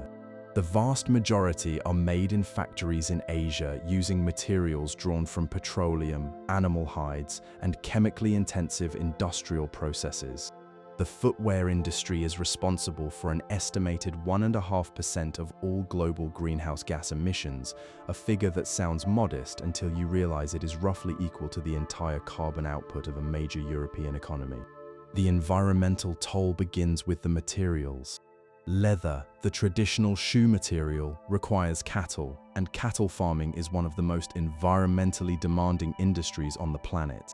The tanning process that turns raw hides into usable leather is itself deeply problematic. The majority of the world's leather is tanned using a toxic metal compound that produces enormous quantities of harmful wastewater. In one Indian city that is home to a large concentration of tanneries, the local river has been devastated by decades of contaminated runoff, poisoning drinking water, ruining farmland, and causing alarming rates of serious illness in surrounding communities. Synthetic materials are not necessarily an improvement.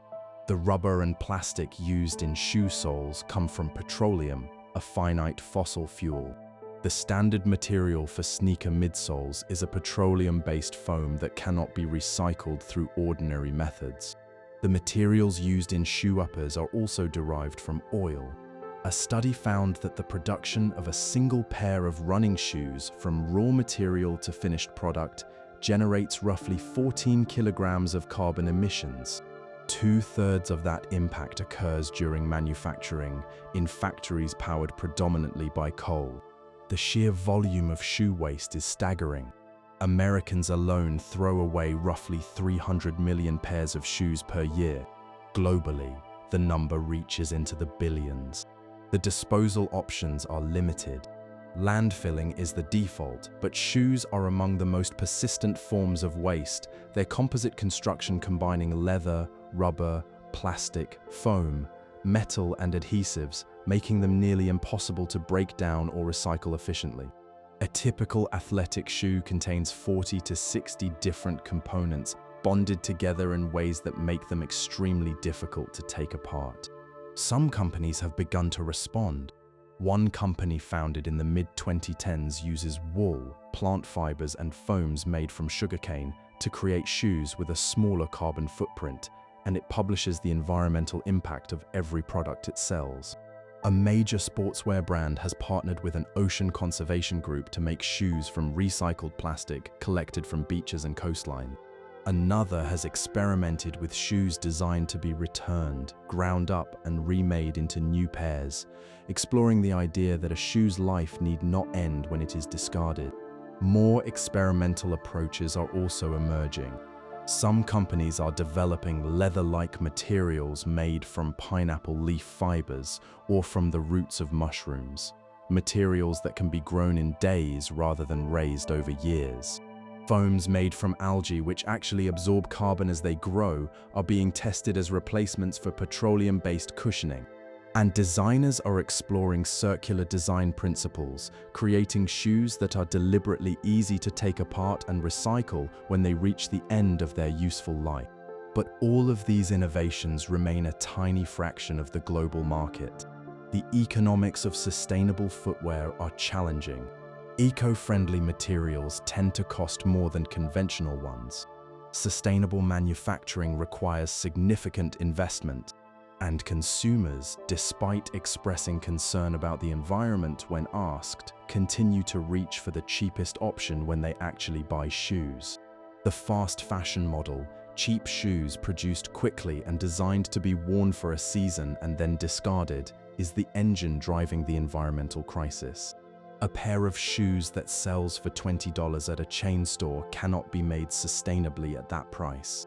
The low cost is achieved through cheap materials, cheap labor, and the quiet transfer of environmental costs onto communities and ecosystems that bear the burden without sharing the profit. The mountains of discarded shoes in that landfill outside Accra are the end of a chain that begins in a factory and passes through a shopping mall, and the cost of each link in that chain is paid by someone other than the person who wore the shoes. And now, let us turn to the business of shoes itself, from the handmade workshops of master craftsmen to the vast global market that puts footwear on billions of feet. In the early 1920s, a young Italian named Salvatore Ferragamo arrived in Hollywood with a skill that no one else in the movie capital possessed.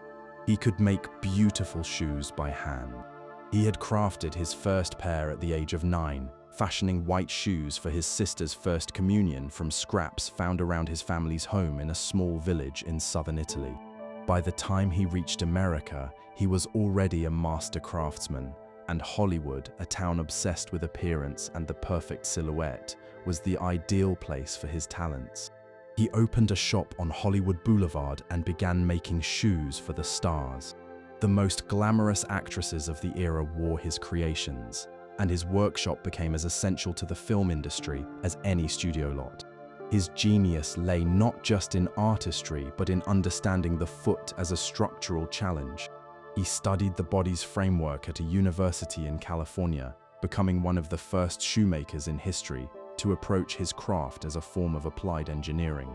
He developed a steel support for the arch that became standard in the industry. He pioneered a cork wedge heel during a period of material shortages, experimenting with cork, wood, woven plant fiber, and even fish skin when leather and steel were unavailable.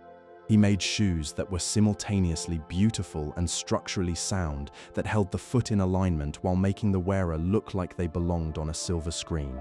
His story represents one end of the shoe business, the bespoke tradition, where every shoe is made by hand for a single customer, using the finest materials and the most refined techniques.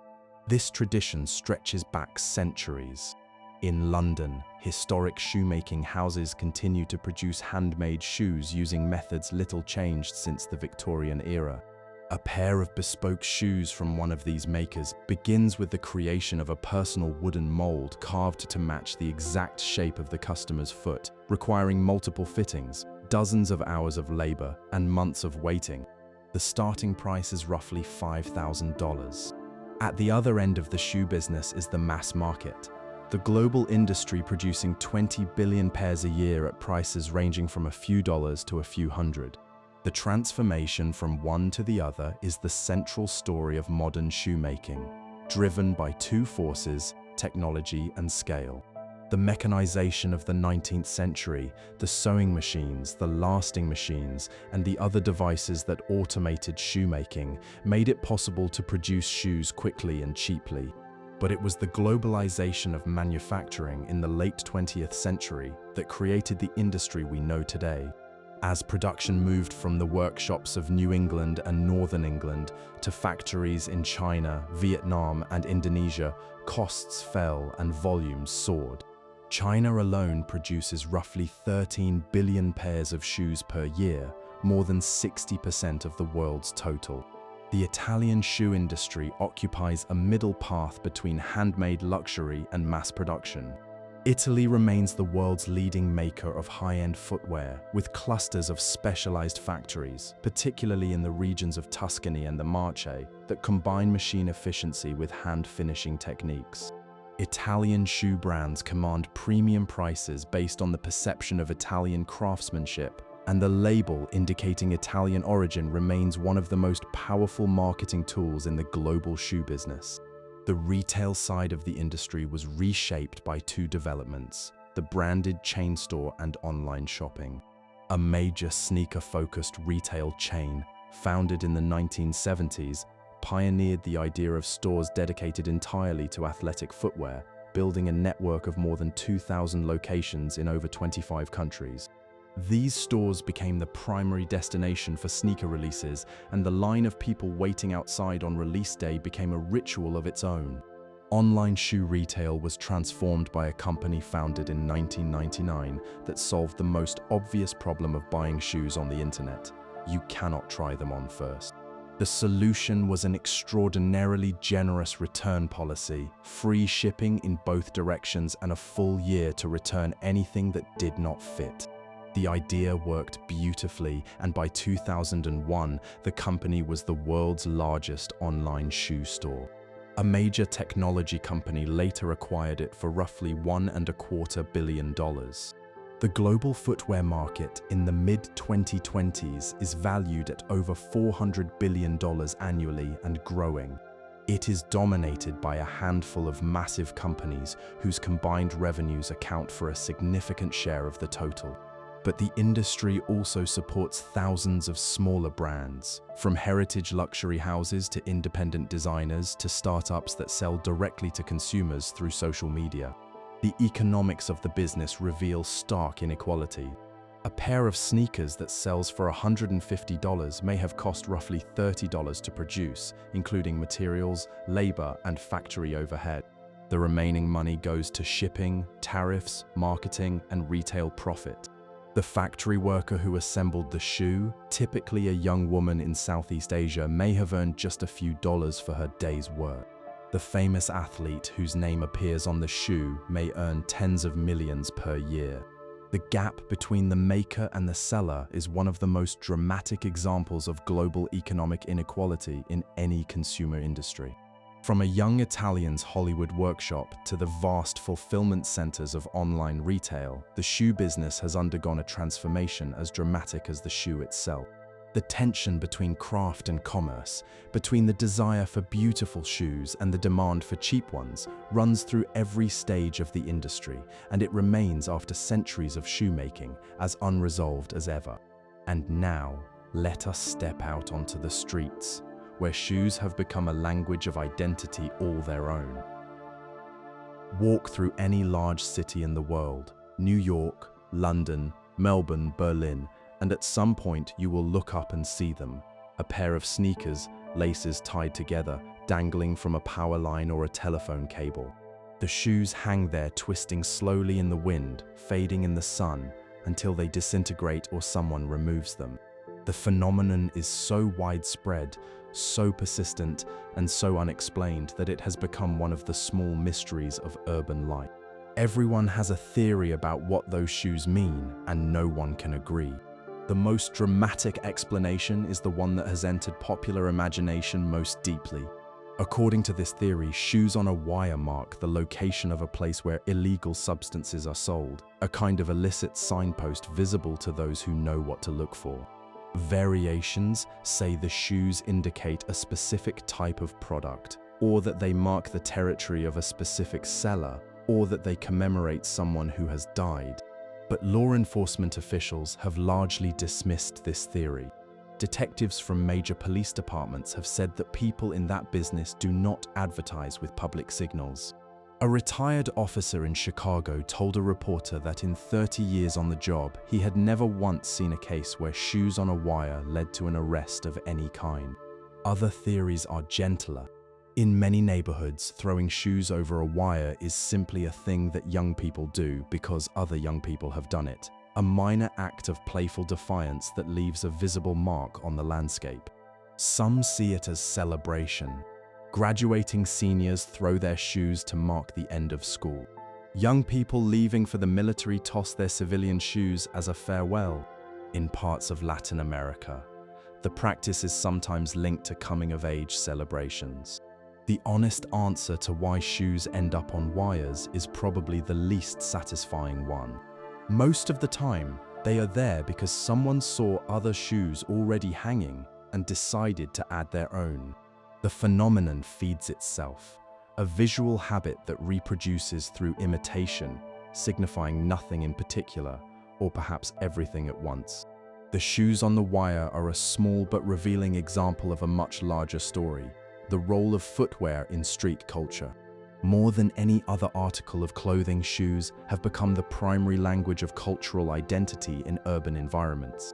The sneaker, in particular, has evolved from athletic equipment into a form of personal expression that communicates class, generation, subculture, and aspiration with the subtlety of a spoken language. The story of one particular boot illustrates this beautifully. In 1945, a young German soldier recovering from a broken foot fashioned a prototype boot with an air-cushioned sole to ease the pain of walking. He and a friend began manufacturing the boots using rubber from discarded military equipment. The boots were comfortable and durable but unglamorous, and for their first decade they were bought mainly by older women who appreciated the cushioning. The transformation came when an English boot-making family acquired the rights to produce the design in Britain. They redesigned it, giving it a rounded shape, a distinctive yellow stitch around the sole edge, and a groove along the sole. They priced it as a sturdy, affordable work boot, and it was the working class who made it famous.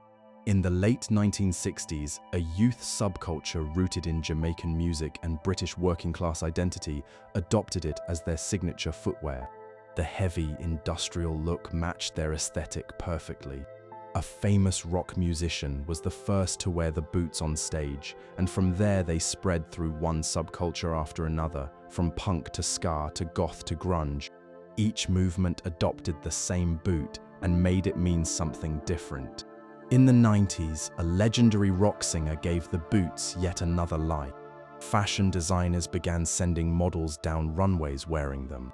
The boot became improbably a fashion item worn by people with no connection to any subculture at all, who simply recognized in its heavy, practical silhouette a symbol of authenticity and independence. A similar journey played out with a different shoe on the other side of the Atlantic. A small California factory, founded in 1966, began selling shoes directly to local skateboarders who needed durable, grippy footwear. The rubber sole's waffle pattern provided excellent grip on a skateboard. When a famous actor wore the company's checkered slip-on shoes in a popular 80s film, The shoe jumped from skate parks to shopping malls virtually overnight. By the early 2000s, the brand had become one of the best-selling shoe companies in the world. Then there is the complicated story of one musician's shoe empire, a partnership with a major sportswear brand that produced some of the most influential sneakers of the 2010s, shoes with a distinctive woven upper and oversized sole that defined an entire era of street fashion. But the partnership ended abruptly when the brand severed ties following the musician's public statements, leaving over $1 billion in unsold inventory. A dramatic illustration of both the power and the danger of tying a shoe brand to a single personality. From the anonymous sneakers on the power line to the million-dollar collaboration drops, from punk boots to skater shoes to designer sneakers, footwear in the modern city is never just footwear. Shoes are signals, symbols, and declarations, a form of communication that is visible, immediate, and understood by anyone who knows how to read the language of the street. And now, let us look ahead to the shoes of tomorrow and the shoes of outer space. On October 21, 2015, the exact date that a fictional character arrived in the future in a beloved science fiction film, a major shoe company announced that it had created a real working version of the self-lacing sneakers from the movie.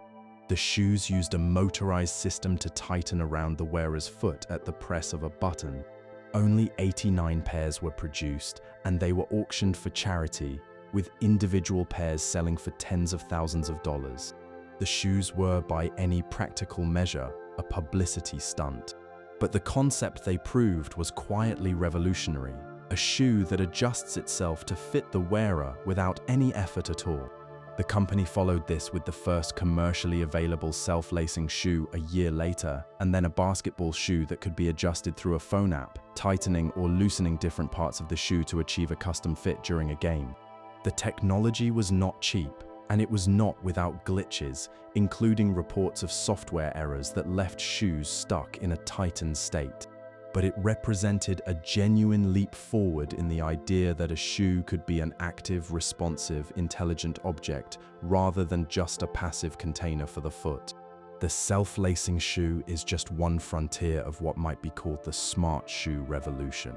Companies across the industry are embedding electronics into footwear in ways that would have seemed impossible a generation ago. Some running shoes now include sensors that track the runner's pace, stride length, and step rhythm, transmitting the data to a phone.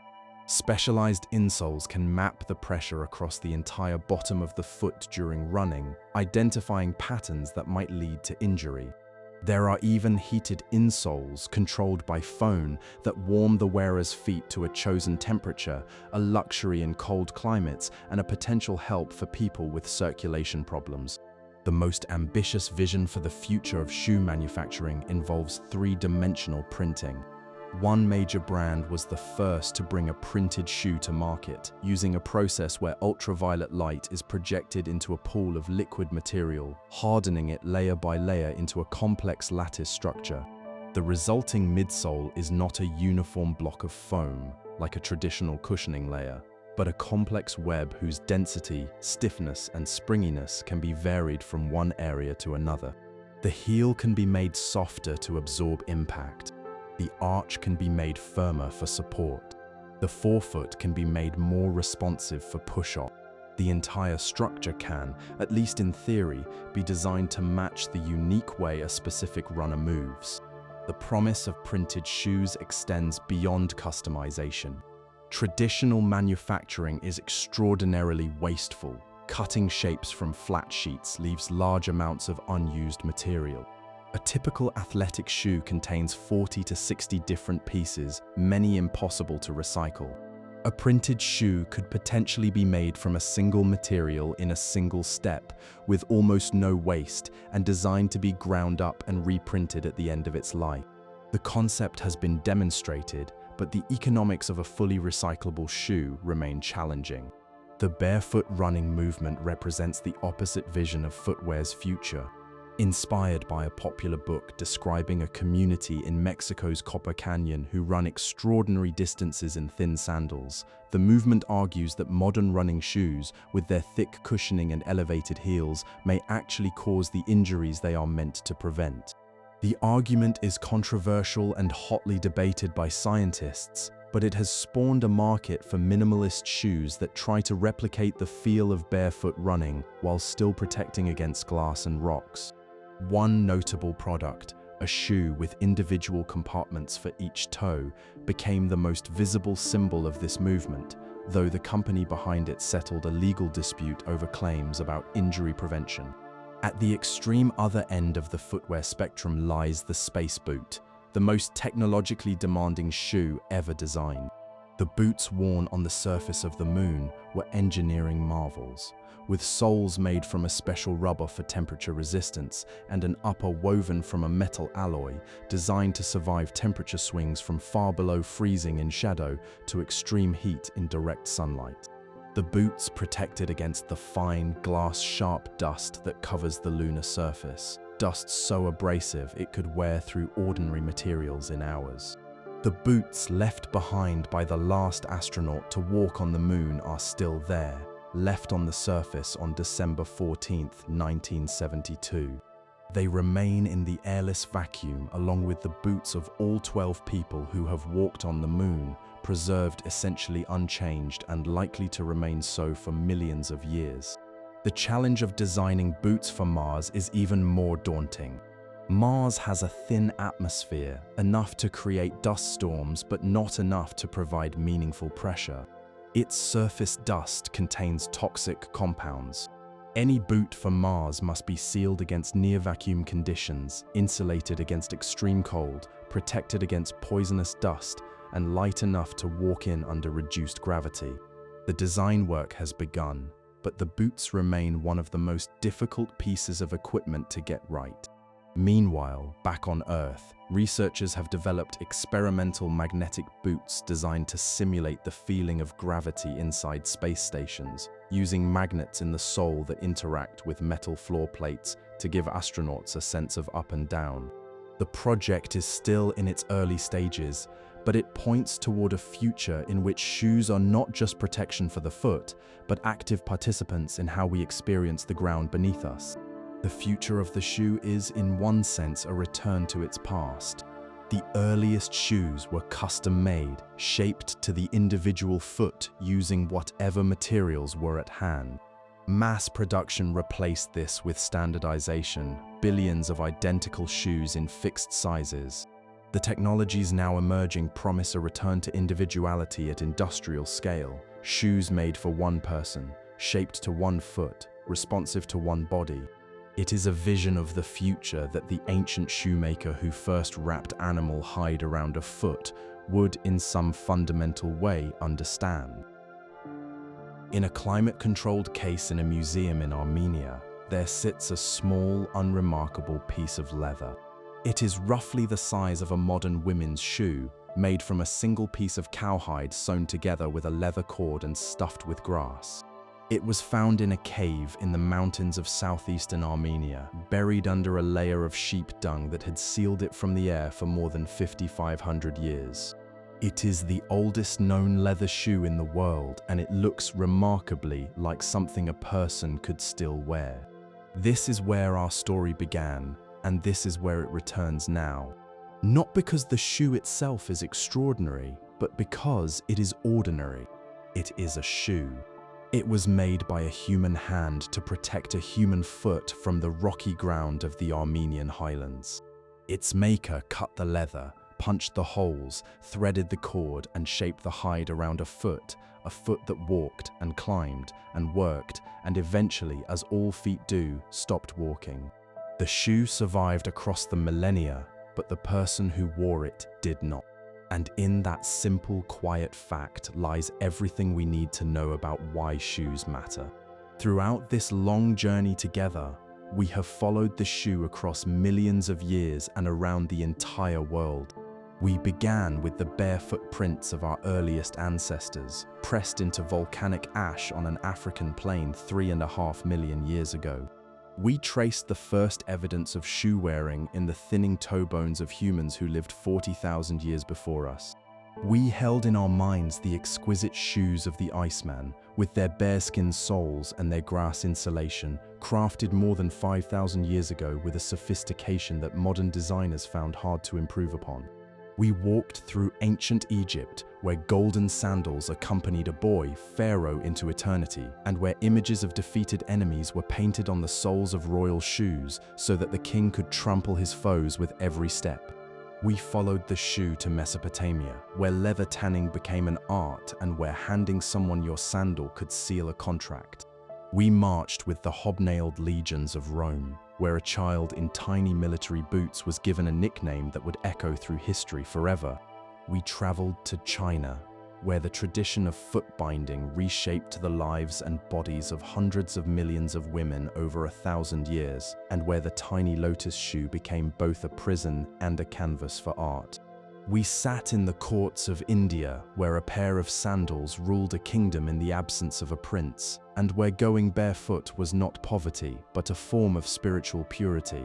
We followed the moccasin through the forests and across the frozen tundra of the Americas, marveling at footwear engineered with such precision that modern boots can barely match it. We watched the pointed shoes of medieval Europe grow to absurd lengths, and the platform shoes of Venice rise to impossible heights.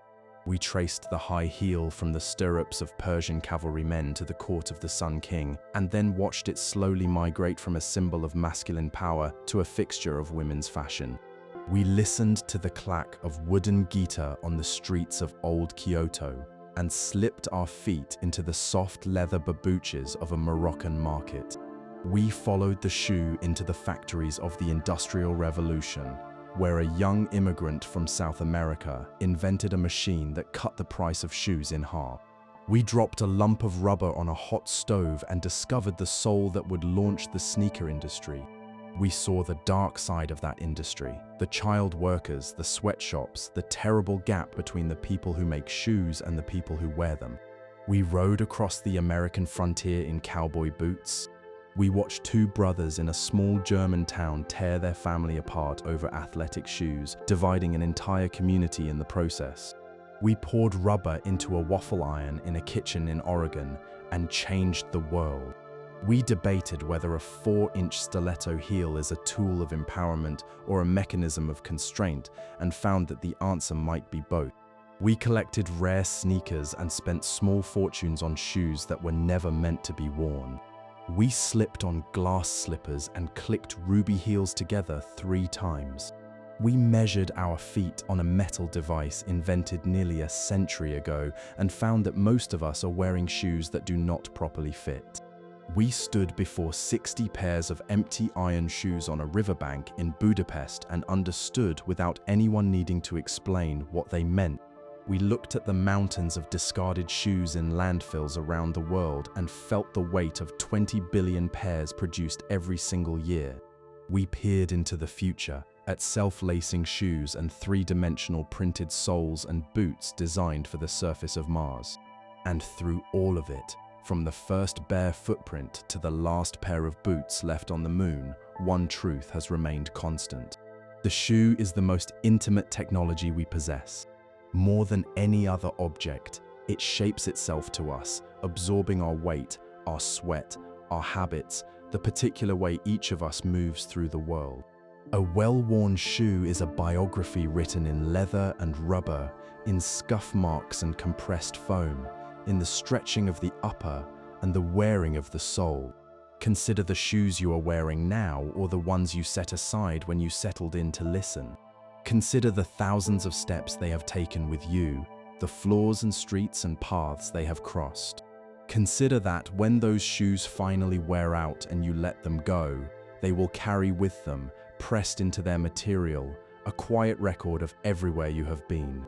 The story of shoes is not the story of an object. It is the story of a companion, the oldest, the most faithful, the most necessary companion that human hands have ever made. From the first strip of hide wrapped around a foot in a mountain cave to the smart shoes and space boots of tomorrow, the shoe has walked with us. It has carried us forward when the ground was rough. It has kept us warm when the world was cold. And when we leave our shoes behind at a memorial, in a museum, hidden in a wall, hanging from a wire, we leave behind a small piece of ourselves. Every step is a story, and every story begins with a shoe. Good night and sleep well.